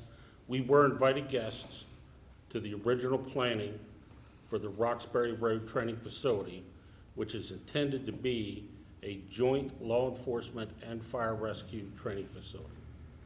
We went on the record in writing probably 4 years ago that we fully supported a centralized training facility in Washington County. It's something that in my tenure has been discussed for decades, with two exceptions. One, the location, because we're largely a career staffed department. We have to detail our people on duty to get to a training center. That's not the end of the world. At that time, Director Hayes had proffered that when staffing was available, they would backfill city stations, et cetera. We never got any further in the conversations. But more importantly, we raised the issue of a lack of a tactical village for that training center that is necessary to train firefighters and police officers, but even more important for firefighters. And actually, we took 2 trips together, HFD staff and DES staff, one to Chester County, Pennsylvania to view their training center, and one to Harrisonburg, Virginia to evaluate similar resources, amongst others that we were very familiar with. It was our belief that for economy of scale and for efficiency for all parties, that if we maintained our facility on Bowman Avenue and they did the classroom work and the newer site, the gymnasium, the locker rooms at Roxbury Road, that would be a win-win for the county companies and the city companies. That's where I thought until March 9th we were headed. It's clear we're not there today, and that may or may not have overarching issues with other things with the county. So we had budgeted 2 years in a row happily for $500,000 out of a city CIP. We asked the county to do the same. They had entered a $500,000 line item to share the cost of a burn building and a few other props that Chief Hopkins will show you in a minute. Both years they were removed, first because of lack of available funding, second because of COVID. So then suddenly now they are going to build not only a multi-story burn building almost identical to what we had proposed, but a 5-story training tower. And I'll let Chief Hopkins walk you through some of those details. So what we've been looking at, I'll show you the burn facility first. The structure that we desire, it's a multi-story, high-temperature, Class A burn facility, so we're still burning wood and wood products. It allows us to also add the addition of multiple pallets. In our business, our typical firefight is changing because what things are made out of has changed. So fires are burning hotter, the smoke is getting denser. So it's important that we train our personnel in those types of environment, or else we're just setting them up for failure when they go out into the real world. It's a modular construction, so think about a sea container. They look like sea containers, but these are actually specially designed pods that are built for this type of facility, and it's modular, so the fact is that if we wanted to add something in the future, we could easily add additional modules to it. What it gives us the ability to have windows on upper floors inside of a burn building where we can have smoke coming out so we can make entry into those types of environment. It would give us a structurally protected burn room on 3 of the 4 floors so we can deal with fires on upper level floors, because most of our fires in town are on upper level floors. The other thing it does, it has removable panels on the inside of the building, so we can change, other than the location of the burn room, we can change the layout of the building so our personnel do not come complacent with where they're at inside the building. It also gives us a standpipe system, which is where we have the fire connection on the outside of the building.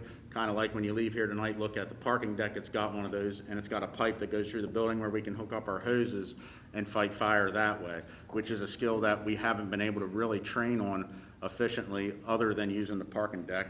And if you kind of see, it's got some slanted areas there, which are typical roof ventilation props for us to practice that ability.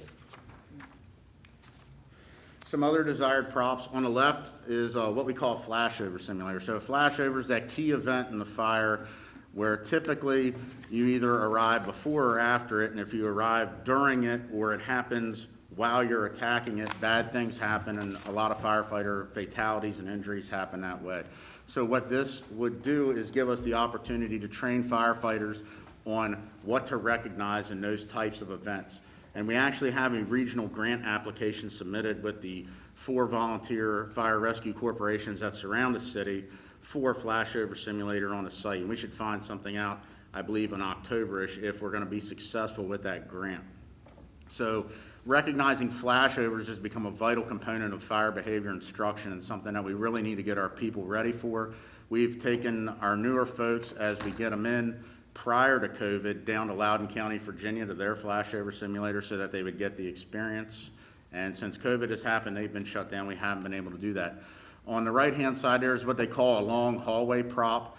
So what that does, it allows you to train in smoke and heat to actually have to, what we call stretch and hose as we're moving hose, stretch hose down a long hallway, battling the heat to try to get in there and extinguish the fire. That gives us the opportunity to deal with like warehouses and things of that nature.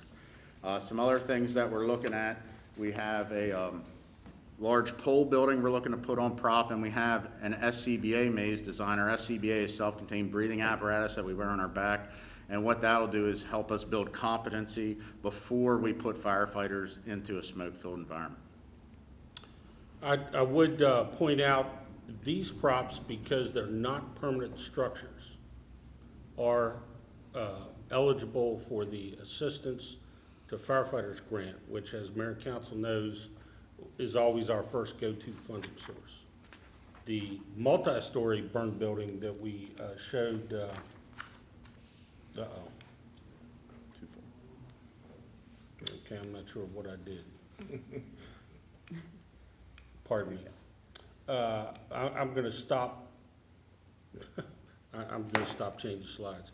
The multi-story burn building that we were proposing, we attempted to inquire about the Assistance Firefighters Grant for that, which is in and of itself about $750,000 without site work. It's considered a permanent structure and has to be secured to concrete pads with anchors and so on and so forth, and therefore not eligible. So we thought there was great economy of scale, great shared resources by sharing that facility. So that's the one I was trying to get to. That's a permanent structure by the Assistance to Firefighters Grant. These are not. So we will continue to try to grant fund these and smaller props, continue to make improvements to our Bowman Avenue Training Center. What I would tell you, there's nothing more important going on in the fire service in general today than recruitment, retention of trained and certified firefighters. So we will be coming back to Mayor and Council to continue to improve Bowman Avenue. Now, here's, the more fussy part of this conversation, I think. We have some unanswered questions dating back to, I guess it was probably March 12th when I responded to Director Hayes' email. We have heard nothing. So, what is the motivation for a cold call? announcing a multi-million-dollar project at the 11th hour in the budget process that no one in the HFD was aware of. 2, why would any taxpayer believe that spending $1.5 million or more on a separate facility is a better idea than sharing a $500,000 portion to enhance a centrally located facility that already exists, been maintained by the city since 1966, and all county companies and all law enforcement agencies are welcome. By all previous reports from county leaders, the reason for not supporting the investment in Bowman Avenue and/or a planned tactical village CIP for Roxbury looking forward 10 years was a lack of available funding. There was nothing in their CIP for a tactical village up until this point. If that was true, how and why did DES find 3 or more times the denied funding requests for their own facility? And 4, since I've been here as your fire chief, now coming on 6 years, repeatedly, the agreed upon and stated priority for both the city and the county has been people, staffing. If excess funds suddenly became available, why wouldn't they be devoted to staffing needs that are evident every day in the county? We felt it important that you be briefed on this. I believe it probably has larger overtones. I certainly don't have any direct evidence of that other than we have stalled on many attempts to talk about governance and funding has been reported to this body many times. So with that, I will open it up to questions and simply ask what your recommendations and what your direction is to the HFD moving forward. This will certainly impact next year's CIP. The finance director has submitted a balanced budget, does not include funding necessary to build this multi-story burn building. As Chief Hopkins reported, we do have a request in under the Assistance to Firefighters Grant to get one of the smaller props. We'll continue to do that each year as we grow this. The only other thing I can think to advise, particularly to new council members, is we have systematically, thanks to our planned efforts and your support, to repair what was otherwise a deteriorating training center. We've repaved it. We've replaced all the rappelling anchors. We've added steel windows to the tower. We have put new flooring in the classroom and a lot of other things like that. To the best of my knowledge, and in my tenure here, we've spent somewhere between $150,000 and $200,000 and not asked for help outside of our agency. Chief Hopkins is correct. MIFRE, Maryland Fire Rescue Institute, has a little bit of different relationship with us. They provide burn materials and such for their training classes, which essentially every firefighter in Washington County goes through at some point or another, or they can't be certified. Chief, anything else from your chair? Nope. Covered it. When was our first joint city-county meeting where we discussed the tax differential and fire funding? Is that 2018? Do you remember? I believe it was 2019. I will tell you that we talked about it many times, but officially, Rob Slocum was still the county administrator, although I believe that when Valerie was city administrator here, she had broached that without the presence of either Chief Kiefer or myself on a number of occasions. It resulted in a meeting then. So not with me tonight. This was confined to the training center thing, but I still have the PowerPoints, the dates, and the attendees. Both times it occurred at 100 West Washington Street with county staff and 2 different county administrators. Questions posed at those meetings, to the best of my knowledge, unless Scott's received something, have never been answered either, dating back over 2 years. So 2016, when I first got elected, so 2017, Kristen was going to the ESAC meetings with you, asking questions, getting no answers. 2018, 2019, I went to the ESAC meetings with you, getting no answers to questions. You know, we continually asked for Hagerstown to have a voice in the governance model. Nothing. We were supposed to get added to the bylaws, nothing. You guys met in June 2019, January 2020. Now, at the last minute, this happens. I mean, it's very clear we're playing very petty right now. And the city of Hagerstown residents are the ones that are being penalized for us having a paid fire system and the 911 center payment. All of these things, our citizens are the ones suffering. And I just can't fathom how Board of County Commissioners who are elected to represent Washington County, which by the way includes Hagerstown, can continually ignore us. And it's pathetic. How are we not having conversations? We are grown adults. We're in elected positions. We need to sit down and have conversations. And this is just, it's unacceptable. And of that $1.5 million, $300,000 of that will come from City of Hagerstown taxpayers. So more money that our taxpayers are on the hook for. Wow. It's just really a shame.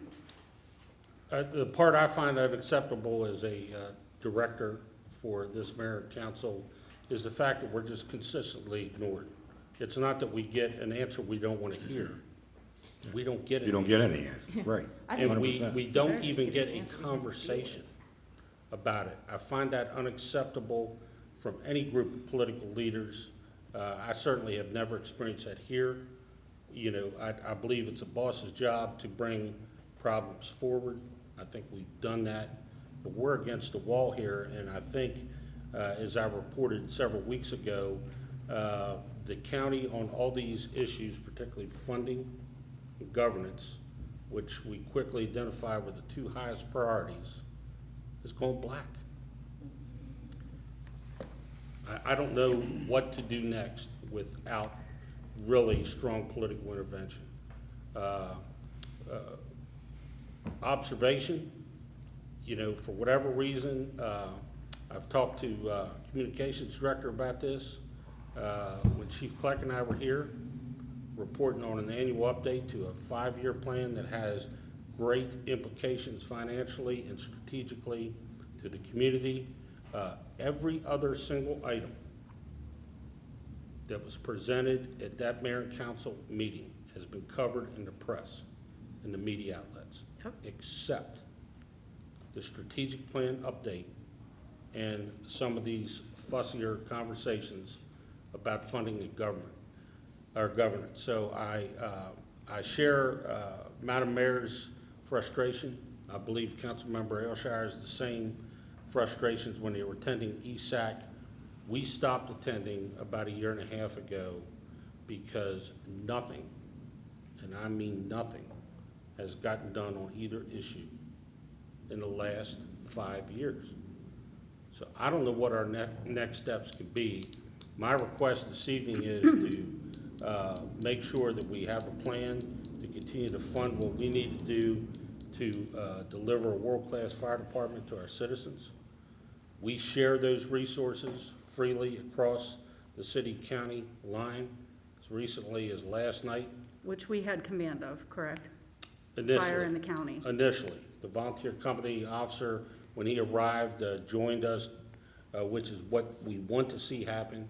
Did a very capable job. They came properly staffed, but just by location, in the Jefferson Boulevard corridor, we had 2 engines, a ladder, a chief and an aide on the scene again first. And that's the way it should work, in my opinion, is your fire chief. We need them as much as they need us. So rewind a few weeks back when we were taxed out on a call in the West End, we got good support from the county, volunteer companies. We just can't let this petty political battle, whatever it's about, interfere with that boots on the ground service delivery to our citizens. I feel very powerful about that. Morally, it would be very hard for me to recommend to this body or to my own command staff that we should unwind that automatic aid agreement. And I think we all agree with you there, but it's being They all done agree.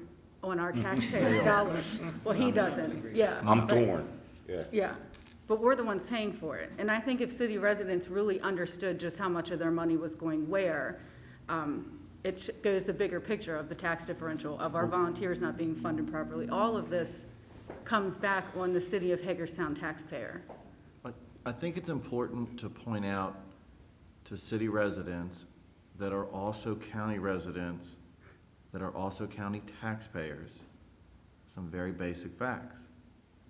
And it's difficult because I feel like we have this conversation with the expectation that we're going to have a different result occur by some spontaneous, a miraculous epiphany on the other party's part, and it's not going to happen.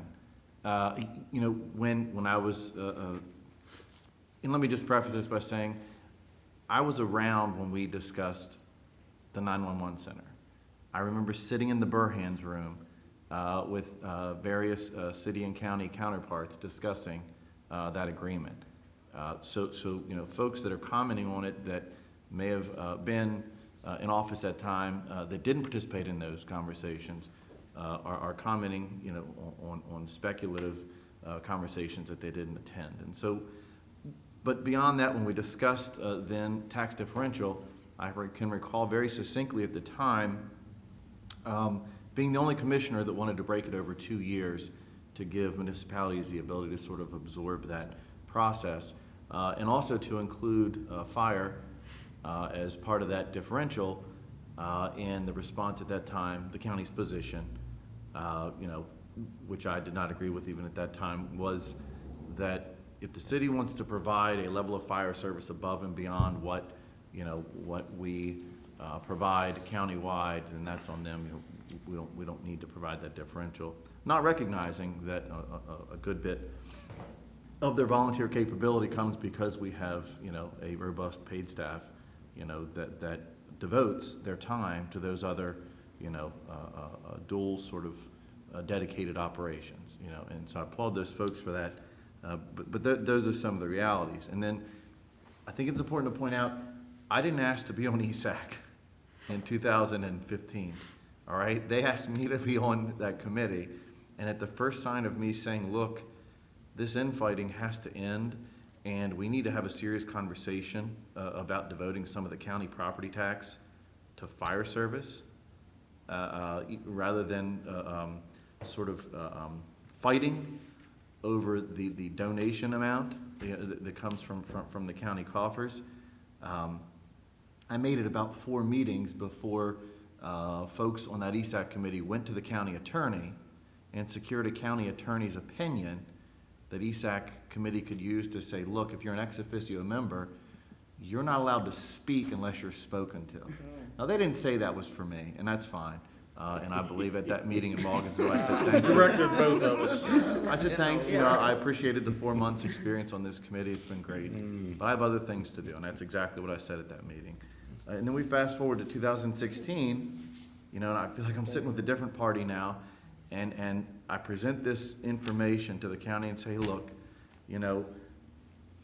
there are a half a dozen things that the county does for all other volunteer stations in this county, except for the volunteer stations that happen to be in the geographic borders of the city. It isn't that they're different, they just happen to be in a different location. And when you take the per capita amount and you see that the per capita expense or dedication of county fire funds, or funds from the county that are dedicated to fire service to neighboring jurisdictions like Clear Spring, and you see that it's about $420 per person, and in the city of Hagerstown it's about $5.50, you have to start to ask yourself, why is that disparity okay? And when you hear that we're going to devote additional funding for Chase manpower personnel, that's only available to stations that aren't in the geographic location of the city, and then we're going to reimburse for fire and fuel maintenance, and we're going to reimburse for fire apparatus testing, and we're going to reimburse for utility, and by the way, if you want this other component of 911, all the conversations we had aside, you're going to keep paying for that. The numbers, whatever commissioner can go into the paper and say whatever they want. As one commenter said in the Facebook, post, And it's clear that the folks, I realize Facebook isn't the majority opinion, but it's clear that those folks are reading between the lines and understand pretty clearly what's going on here. But as that person said, it's mathematics. It's just a mathematics equation, and the equation clearly indicates that the city, for the better part of the last 2 decades, is on the losing side of that equation, continually, repeatedly. And I have to point out that this isn't a city responsibility. I appreciate everything that our paid fire system in the city does. I said it over and over. It is paramount that we have it, so long as the county believes that the level we're providing isn't the level necessary that our citizens require. We're going to have to. That being said, there has to be equity in the measure of doing so. And there are 157 municipalities in the state of Maryland. There are only 4 out of the 157 left that provide paid fire service.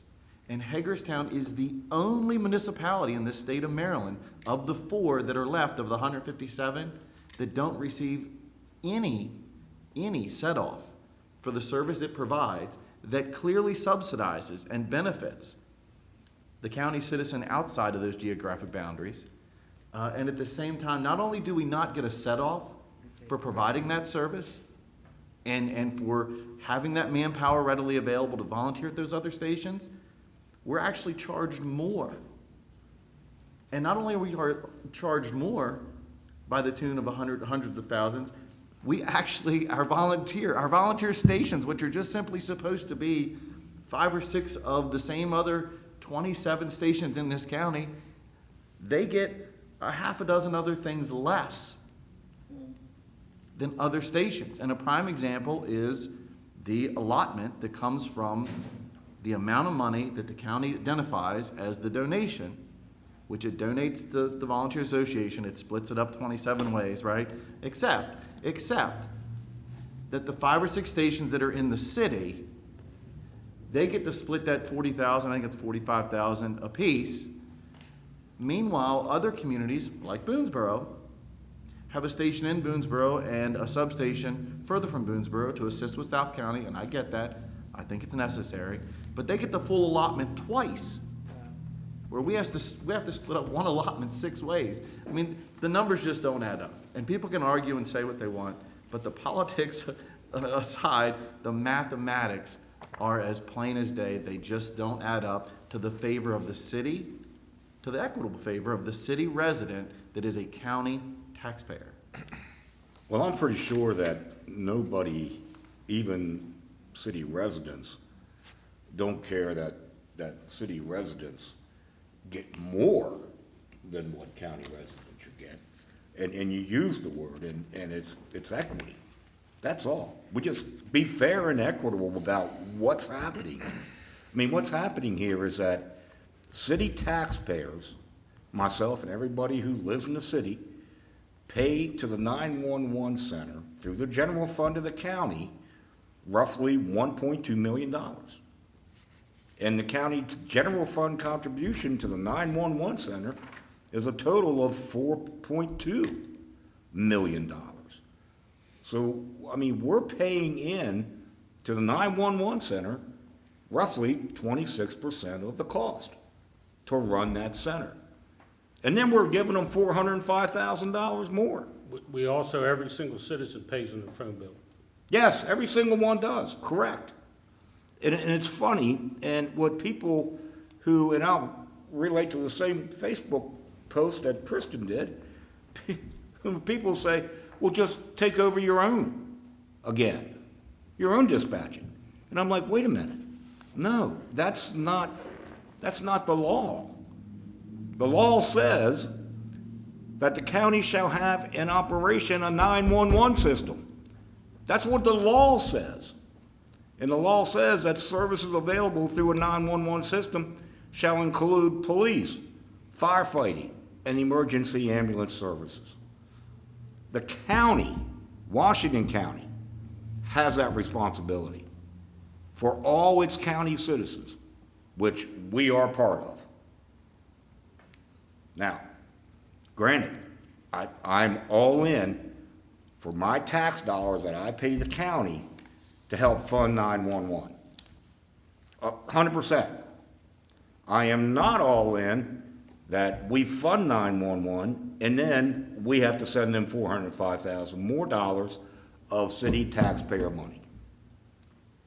So, if they, in 30 days, as they claim, on May 1st, decide that they are going to stop dispatching city 911 calls, I don't know how they do that, but, you know, and give us back that responsibility.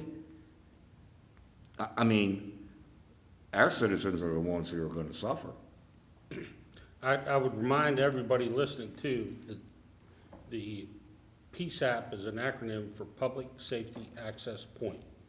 And it was the #1 recommendation after the 9/11 report. It took 2 years, or 10 years to implement. Chief Kiefer is very aware of this. And actually, it affects his department more than it does fire rescue because of this dedicated dispatcher story that's being told. But what was identified in that report is nationwide, in many, many locations, police couldn't talk to fire, fire couldn't talk to police for a myriad of reasons. Presidential Directorate 5 was issued and said, fix this. We're gonna use federal money to fix this. I suspect, but do not know, that was the real basis for the conversations that Kristen refers to get those two centers into a single public safety access point and cut down on, #1, the time it takes to process and dispatch calls across jurisdictions in the same county, as Councilmember Brucci identifies. And then #2, to make sure that common procedures, common radio equipment, common everything else necessary to make sure that we can talk on game day exists. It is beyond my comprehension, after 50 years in this business, knowing what we know about our world today, that any political group, whoever they are, would try to unwind that. Well, and I was at the 911 center when Senator Mikulski came and toured and praised about the ability of 911 that Washington County would now have. Washington County would now have. So, I mean, listen, I feel for them.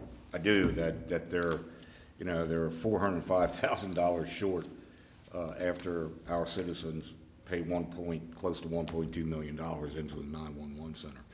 But fair and equitable. Just be fair and equitable. And as Kristen says, you know, we don't get a tax set-off on fire. And, you know, our citizens deserve to be a part of Washington County. I mean, you know, I mentioned, you know, on this post in Facebook that, you know, we don't charge county residents to drive on city streets when they come into Hagerstown, whether they, you know, come in to work or visit or shop or whatever they do. We don't charge them to do that, you know, but we have to supply city streets, and the county doesn't give us any money for that. So we supply them 11,000, you know, lanes of, you know, of streets in the city of Hagerstown. So, you know, I just don't understand why people who want to argue this, and county commissioners being 5 of them, or 4 of them at least, don't understand that we are Washington County. Your responsibility is to the citizens of Hagerstown also, not those just outside. I think for me, I mean, we have, you know, I have been in this position since 2017, and, you know, many of these individuals and all of you have been here longer to talk about this same exact thing. Like, this has been a discussion and we can talk about this amongst ourselves and say all the numbers and that it's mathematically incorrect, and which it is, I agree. It's really plain and simple. We've reached out several times to the county just to sit and talk. Tell us why. Just tell us why. And there is absolutely no reason, after all the excuses that they've provided as to why they're not meeting with us to talk about it, because that's what the citizens would expect. That's what everyone expects, for us to all just sit down like adults, you know, in a peaceful discussion and just talk about it. And maybe their reasoning is something that we can live with and adjust or whatever, probably not, but we have reached out. Scott, you could probably name how many times we've reached out to them. There is just no excuse. There's no excuse for it, in my opinion. Well, they To can't not sit justify down. their position, that's why. You know, But it's not, that's not acceptable to me. Oh, You know- I don't want to because I can't justify my position. the last time I think everyone met as a joint body was on like February, it might have been the last meeting in February of 2020. Yeah, over in the county. And one of the directions we were given by, I believe, the commissioner president was to go and meet and try to work these things out. Because I know, I believe it's in the minutes where I expressed during the meeting, these three issues, 911, fair level funding for fire services, and the tax differential. Unfortunately, a week later, you know, everything broke loose with COVID, but we did meet in July, the end of July. It was interim county administrator and myself and the 4 chiefs of public safety. And we had a pretty spirited conversation, to put it, you know, in non-profane terms, but that's okay, because we were hearing each other's sides. It was decided that each of the public safety counterparts, sheriff, police chief, DES, fire chief, would go and discuss what the shared services and shared costs were of each, and come back. And let's see if there are any discrepancies that we could talk about, either through a tax, you know, really through a tax differential. Because ultimately, that's where it impacts the most. The resident is in a decrease in what they pay for duplicated services. So I know these guys met, and I think it was sometime in September, November was when the letter was provided to both interim administrator Downey and myself, that basically said 2 things. First, the sheriff and the police chief, and looking at their shared services and costs, pretty much a wash. That between NTF and other joint services, pretty much comes out to a shared cost. However, on the DES fire side, it was determined that based upon several different shared operations, that the city actually would have been owed the amazing amount of $403,512. Those were unaudited. Those, I believe you guys worked those out yourself. And the response we had was, you know, we'll need to get these audited by a finance department, and we'll come back and let's talk about how we're going to adjust, you know, to this. By the time that had happened, now there was a new, you know, county administrator coming on. We were in holiday season. Reached out in January and said, hey, when can we get together and start talking about this letter, so we can try to address it? Nothing. Contacted, and I've got these now, I don't know for sure what the dates are, but it was at least twice. And basically was told, and I believe the mayor was kind of told the same thing, is that pay the $405,000 and we'd be happy to talk. It's just not the way I would consider We doing actually it. did that the first year. Yeah. We actually did that the first year. Right. And I believe we did pay in FY19, we did pay, and now we're still here. We're having So, the same listen, conversation. you know, Now it's look, political intervention that is. nobody wanted it to get to this, and we predicted it would get to this months ago. It's just a trap. You know, if we don't deserve a different tax differential, our citizens don't deserve a different tax differential. Our citizens need to pay additional $405,000 for a 911 center. If that's the way it is, and you can show us that after 10 years that everything is operating the same, and that we can get an MOU signed that is agreeable to both parties, why can't we do it? Why can't we do it? Honest conversation, you can be disagreeable without being disagreeable, and I think we did that. Although we got a little disagreeable, we all ended up, shaking hands afterwards, and it was fine. But I think it's time to, as several of you have said, I think it's really time that, our residents deserve that this comes out. And hey, if we were wrong or we have misperceptions, that's all we need to hear, right? That's right. If we're not, we would expect that same respect to be given back this way. All we want to do is talk. Doing it here, them doing it up there, gets us nowhere, except more stress that none of us really need at this point in time, right? We sit down, we talk, we come to agreements, or we agree to disagree, and we move on. That's all I think we've ever asked. That's all I know he's ever asked. That's all the guy back here has ever asked. That's all I've ever asked.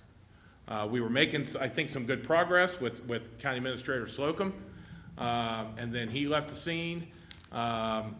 We were having talks, and then kind of, as Chief says, went dark.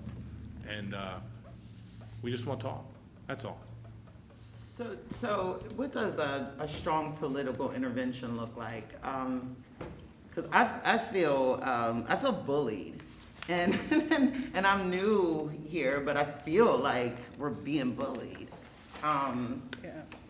Well, I'll attempt to provide an answer. If this were an internal problem in the HFD between any two individuals, I would seek professional mediation, even if we had to pay for it.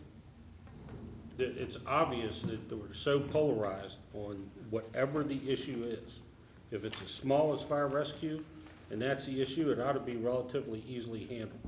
If it's as big as tax differential, maybe not so easily handled. But I believe, based on my knowledge of the 6 years I've been here, we have tons of evidence and strong case for what the city administrator has said, what the political leadership on the dais have said. We just can't be heard. And then it is an observation of mine that we don't, as a city, get the same coverage on these issues that the county does. And I understand the implication of that. Whether we publish a press release based on what we're talking about tonight, and then if it gets ignored, then we will know the answer to that question. So that's my two recommendations. I think we publish a press release for sure, and I think we outline all of these issues in a public session just like this, with calculations and what is included in the tax differential, what's included in the fire funding, the document Kristen has, all of that. Mayor, also, math.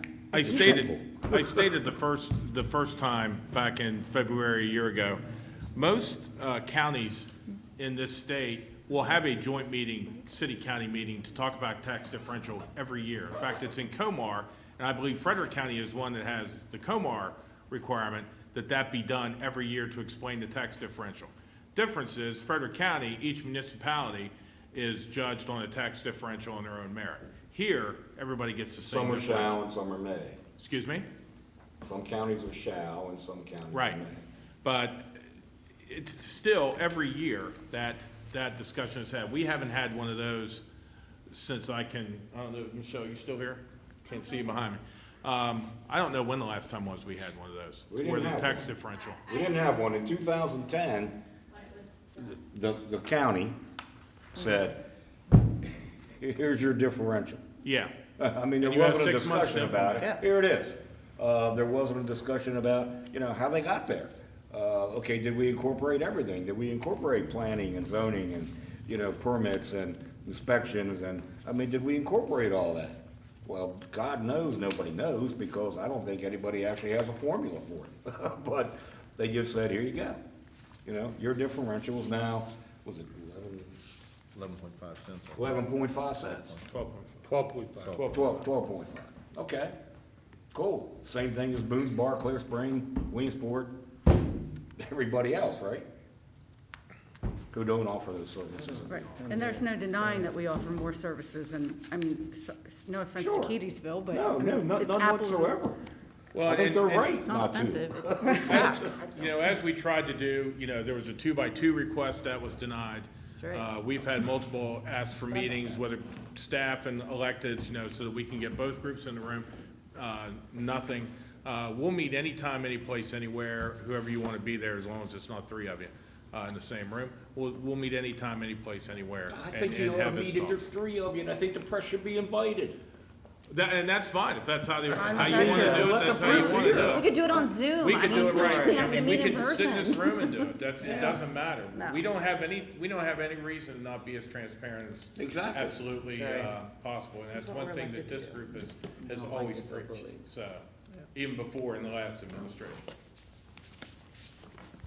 So a press release? So, a press release, yeah, and I mean, I Yeah, guess do we'll a go press from there. release. yeah, and then see what Give them happens our after that. ultimatum. It's not even really an What is ultimatum, we're the just deadline? asking It's them like to March- talk. I know, we don't have one to give. Yeah, May well, 1st? what do you need from us, chief? Well, I think one final attempt to conduct some kind of meeting, and I fully believe in a public meeting. There is nothing that this body has ever asked me to do since I've been your chief that's not on camera or in writing. And I am confident in everything we've done there.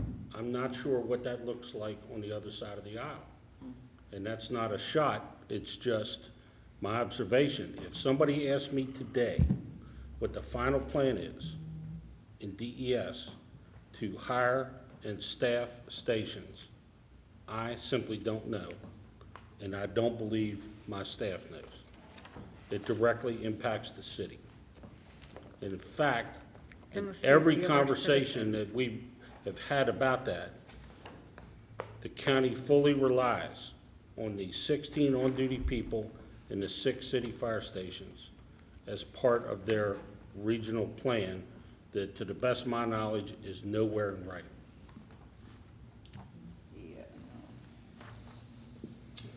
And I stand corrected publicly if that's not true. I'll be the first to stand up and apologize and admit that I was wrong about that. I have not seen it. All right. So, future agenda item, Yes. quickly, yeah. You just call what, joint meeting? Well, I meant to outline everything else, because the joint meeting's never gonna happen, but we can try.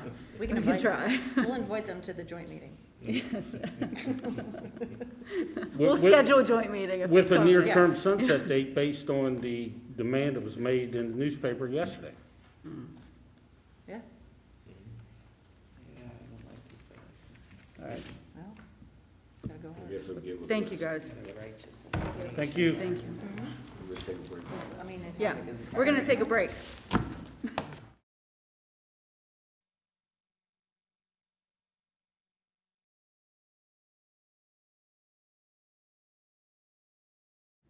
Welcome back. Thank you for joining us for our special session. Up first, we need an approval of an amendment to a resolution, parking lease for University District parking deck with Maryland State Department of We need to move to Education. go into special session first. Oh, thanks. Can I get a motion to go into special session? So moved. Second. Thanks. Any discussion?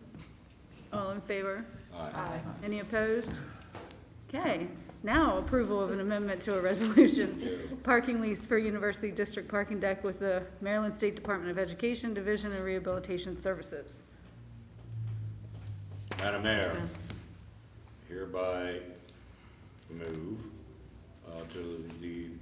for the approval or modification to the start date of the parking lease of University District parking deck with the Maryland State Department of Education Division and Rehabilitation Services.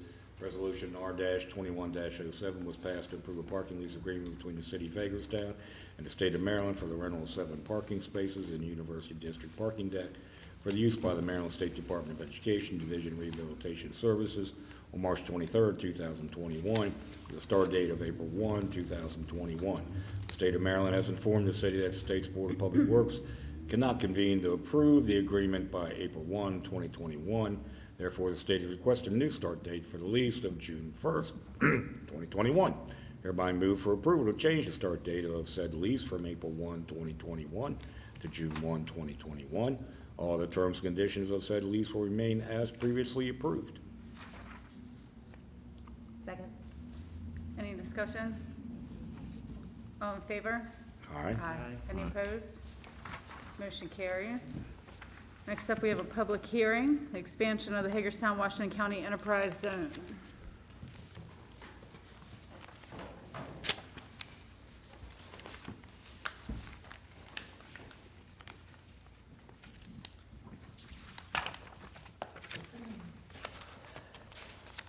So this is a hearing for public comment on the proposed expansion of the enterprise zone.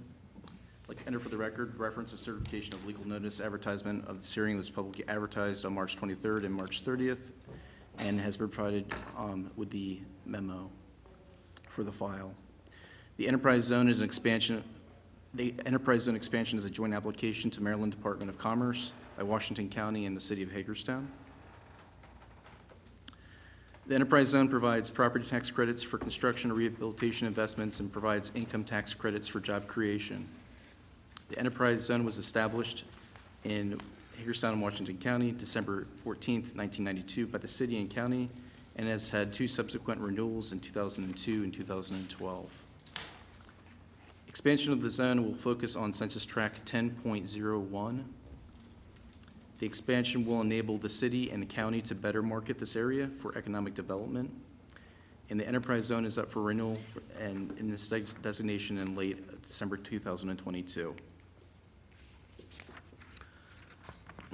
The enterprise zone provides two components of incentives. One is real property tax credits, which includes 10 years of credit against local real property taxes on the value of a portion of the real property improvements. Properties located in the city receive the tax credit on both city and county property taxes, and the local jurisdictions received a 50% reimbursement from the state on lost revenues. Years 1 through 5 are 80% of the change in assessed value and decrease in year 6 to 70%, year 7 at 60%, year 8 50%, year 9 40%, and year 10 30%. There's also an additional income tax credit, one or 3 year credits for wages paid to eligible new employees. Generally, the credit is one time, $1,000 per new worker. For economically disadvantaged employees, credits increase to a total of $6,000 per worker distributed over a 3-year period. And included, it should be maps coming up here.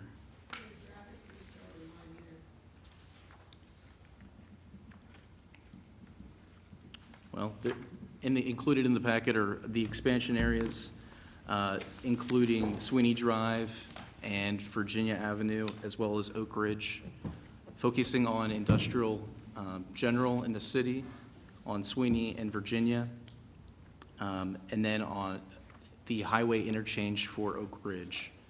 Those are the proposed areas of expansion. The total acreage for the enterprise zone expansion is roughly 281 acres between those tracts of land.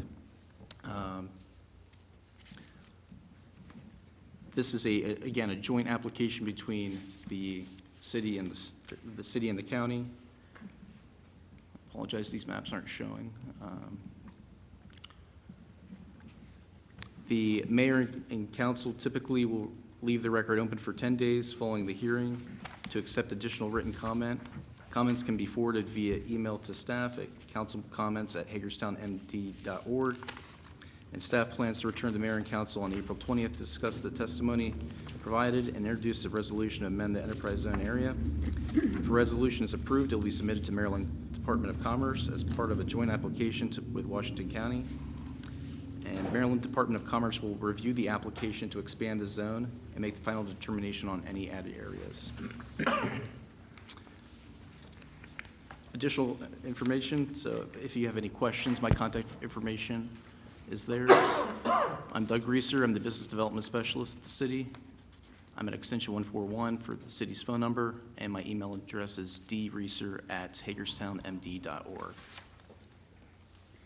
Do you guys have any questions for Doug? I have one comment that I'd like to reiterate from our previous presentation that relates to the small section of the proposed area adjacent to the rear of the Marion Street, I think it's Marion Muller, that particular area. I believe that area is currently zoned residential, correct? So it's been taken out altogether? Correct, it's been removed. It's only industrial general. Just the section that goes around? Correct. Okay. There you go. We're good. My best friend's folks live on that street of Marion. They've lived there their entire lives. I do not want to go over to that house and have to explain that we've headed down the road of doing this and then rezoning and, you know. No residential areas are included. All right, we'll leave the record open for 10 days and see you on the 20th. Just to note that there was no testimony presented, no one signed up, and we didn't receive any requests to be part of the meeting today either. Okay. Thank you. Thank you. City Administrator. Just one more thing for today, Mayor. I want to give a big thanks to the customer service group downstairs and also to the utility folks that have helped handle the first couple of days of utility cutoffs. It's been very busy, but all in all, things have gone very well. And we'll continue doing this now throughout the summer until the end of October. And again, we just implore those, if you're having problems getting your bills paid, your utility bills paid, and also rent relief, there is a bunch of money out there for you. Please go to a social agency. CAC is the one we send people to predominantly, or contact REACH or DSS or any of those other organizations, and see what could be available for you, because there's a bunch of money out there. And I know they're having, it's like Councilman said, the hardest thing for government to do is give money away, and that's the problem they're having. So just, again, a big thank you, because it is not an easy job for these folks, and it's not a fun job for them either to have to do what they do, but they always do it very professionally, and they just do a great job. And thanks to utility folks that pitched in. We have about 10 folks on the line now to try to handle the influx of calls, and it's worked out fairly well. So that's all for me, Mayor. Thank you. Kristen? Yes. So, I wanted to address one particular item this evening that sort of popped up over the past week. And I think I'd preface it, at least for myself, and I only speak for myself here, by saying that for me personally, one of the best things that I ever did was leave the position of a partisan representation. I was a Democrat at one time. I now registered independent. I think that means unaffiliated generally in the state. And so I appreciate being able to govern at this local level with that perspective of simple fairness to the issues that are raised here, to the people we represent, in a pretty plain fashion. Even before then, I never, got too into the partisan process, and while I hesitate to make comments on the diatribe of social media arguments, and especially this particular item that is associated with the very sensitive issue of race, I felt, given the position on council and the exercise of some individuals to seek a response that at least for me, that I would offer one. And again, this is just me, but you know, it's interesting. You know, one party then sort of, you know, brings to the fore of the city that sort of appropriate, you know, show of you know, conscientious quotes, brandishing their fairness of their opposing positions and perspective. And I know there were some comments made over the last week among private parties to our delegate, one specific elected official, and then attempted to be tied to federal elected officials that I serve with. You know, and I would say this, you know, I can recall at a time, you know, when it was this city, a body under the former mayor that sits beside me now, to make the conscientious choice to remove partisan politics from the city race. That we are elected as individuals that simply represent the citizens of the city, and that Republicanism and Democrat perspective, you know, that those partisan things really hold no sway in you know, the deliberations of this room. And if I recall correctly, it was a majority of Democrats that sat on that administration at that time, at the request of certain Republicans of this community at that time, wanting that change to be made, because frankly, there were several thousand more registered Democrats in this city than there are Republicans, and there was an issue of fairness of having the off-cycle elections and the partisan show, you know, within that election process of favoring, you know, traditionally Democrats because of those. And so a majority of Democrats sat at the table in that elected position and said, okay, we hear you, we recognize your concerns, and we will exercise, you know, our ability to make it more fair. You know, and I also recall in the last several years when we were unfortunate enough as a body that I sat on to have to seek the replacement of two of our council members, both of whom happen to be Republicans, that we happen to, as three Democrats, choose one replacement as a Republican, and then as two Democrats, an independent and a Republican, an additional Republican to serve. So we replace both with sort of those in-kind, you know, background perspectives. And so I think part of the difficulty I have is I've had to watch and hear and see the exercise of musical chairs of our delegate and senatorial seats that represent the citizens of this city at the state level be maneuvered, frankly, over the last probably three iterations by those same Central Committee, Republican Central Committee parties. And in that time and now, in my opinion, we have a delegate that to date, again, in my opinion, has not reached out to hear what the perspective of this body, its goals and visions are that we want to be carried down to the state. And we have a senator who appears his most primary objective is an item that we haven't requested and that I haven't heard the citizens clamoring for.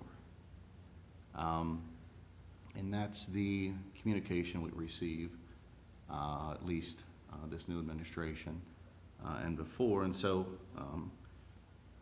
I just find difficulty when the first thing that Central Committee chooses to do is inject the matters of another party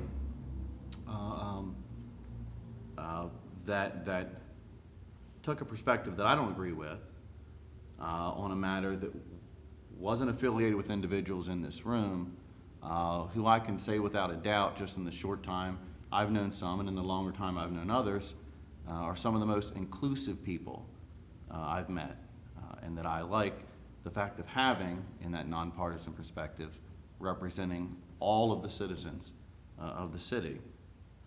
And I don't think that's a fair approach to those folks that have duly ran for office and have been elected to serve the citizens of the city.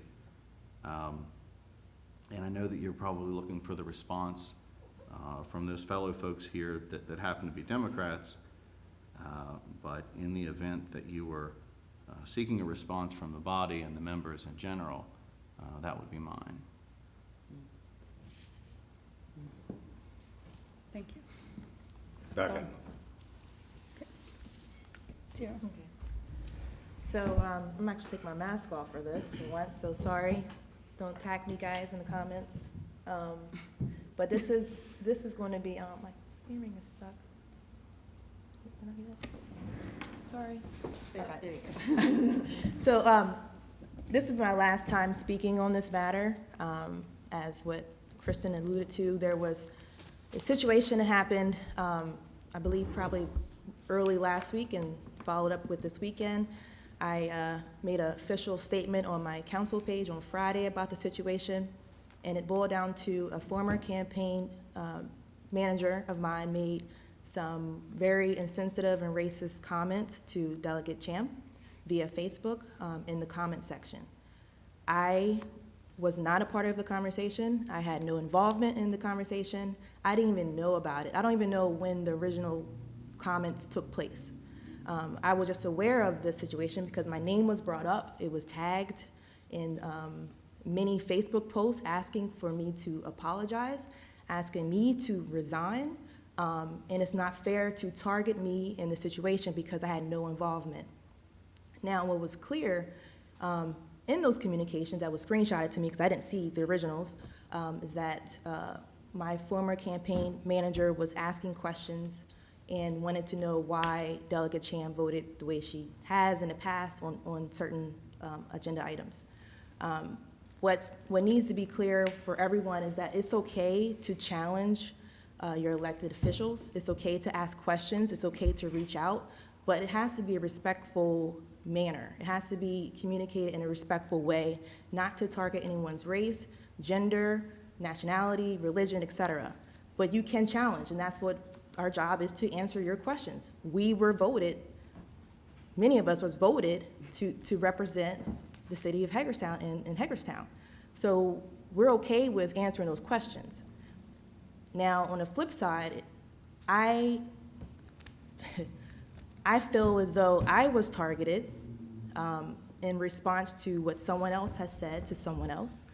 I thought by making my statement on Friday, declare my name, that I was not involved, would end it, but the communication still followed. There were Facebook shares from other elected officials in the state, other delegates. Our very own Senator Paul Quarterman shared the same post that had my name referenced in the Maryland Republican Caucus memo, and it's not fair. And instead of reaching out to me like others have done in the past, and only in these few months, about matters that are important to them, they could have called me and said, hey, someone that you know is in the comments talking stuff. Can you talk to them? Because what people don't know is that I tell my family, I tell my friends, I tell those that are really close to me, don't be in the comments talking crazy. One is because it's rude. Two, because I know that they'll try to, I say they as whoever, will try to implicate me in a negative way. I ran my campaign off of integrity. I didn't challenge any one of these people personally. I didn't go on Facebook and call names out or was disrespectful at all. And that's how I choose to run this role for these next 4 years. I will continue to be respectful for every single person. Now, I know now that I won't get that same respect back, which really sucks and is really disappointing, but when you challenge people, be respectful and be fair. And instead of just tagging and sharing a bunch of posts that has someone's name implicated that was not involved, is not okay, especially from elected officials. It's not okay. You had no problem contacting me when you wanted to talk about stadium stuff, but I got no phone calls saying, I'm sorry for tying you into this mess. I'm sorry for sharing it. I'm sorry for Harold Mel blowing your phone up on a Friday when I have to work. I have a job. I have a whole career, and it distracted me from my job because I was so upset that I was involved in a situation that had nothing to do with me. So this is my last time speaking about it, and just be nice and stop sharing a bunch of nonsense. If it's to promote your political gain, that's fine. Don't use me. That's all. Thank you. Wow. I think that it's very important with sensitive topics that we stay focused on what happened versus connecting or trying to connect people, because what happens is when you have something as race, it's a distraction. And then you have another Black woman that is feeling targeted and feeling attacked. And so I think that it's so important with something as delicate as race that we stay focused on it and stay focused on the accountability to the particular person or to the particular entity versus trying to find alignments because it's hurtful. It's very, very difficult to try to stay fair and stay inclusive and then not try to create more unrest in the community and still play this role and still be supportive to my fellow council member. And so I'd like for the community to stay focused on what happened and that accountability is absolutely necessary, but accountability to the particular person and not to attack an entire body based off of a comment made. That's it. So I was at the beach and I did not really see. I have something happy to say, but Tiara, my heart breaks. I mean, I'm very sorry that you had to experience that. I am. On behalf of the party that I am affiliated with, it was not fair to tie you in. So I want to publicly tell you that that is not a fun situation to be in. So, and I think you handled it with grace, and I am very sorry that you were put in that situation. Thank you. But on a lighter note, I want to congratulate the Hagerstown Skate Park Task Force. They were awarded a grant from the Tony Hawk Foundation. So yeah, this is the step one. So they were awarded a small grant with the opportunity to secure a larger grant here in the next couple months. But the Tony Hawk Foundation was extremely impressed with the outpouring of community support and everything that they're trying to do. And we also had a meeting with Spawn Ranch, who is the developer that we approved. And there is going to be a community input meeting at the Fairgrounds Park, so they're looking for the community and skateboarders and moms, and it's an all-wheel park, so they're doing a community meeting on May 5th from 5:30 to 7 at the Fairgrounds Park. There'll be more information on that to follow, but we're just moving full steam ahead, so that's it. That's exciting. Yeah. That is very exciting. Tony Hawk. I'm hoping he comes here. Did you see the picture? That would be cool. So I was too going to speak on your situation, but I don't think I can really say anything better than what you just said. I know everyone is calling for us to talk about Renee's statement, and clearly it was uncalled for. I don't think there's a single person that would sit here and say it wasn't completely uncalled for. What was also uncalled for was calling this body out and calling you out by name, because none of us are Renee Bergen. I mean, it's quite simple. And it's unfortunate that got shared so much, and that was the narrative trying to spin, instead of saying, hey, let's you should have never said that, let's use this as an education level. Instead, it was put on you because of rumors you are going to run. I mean, let's be honest, that's what it started, and it's just unfortunate. And the press release that was done, I mean, if we wrote press releases every time someone said something rude about us, that's all we would do all day. It's just, it's unfortunate. But I admire the way you handled it. You absolutely handled it with grace, and I don't envy the position you were in, because I know how it feels to spend all weekend going, stop tagging me in things, please. Yeah. But thank you for how you handled it, and I'm Thank you. sorry that that happened to you. Thank you. I don't really have anything else, just a quick update on the survey. Paul Falk took the online survey down, I think, yesterday. We said April 1st, left it up for a couple of days.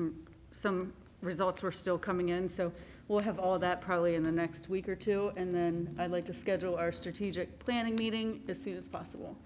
So we'll offline about that. But with that, happy Tuesday, everyone. Let's go home. We're adjourned.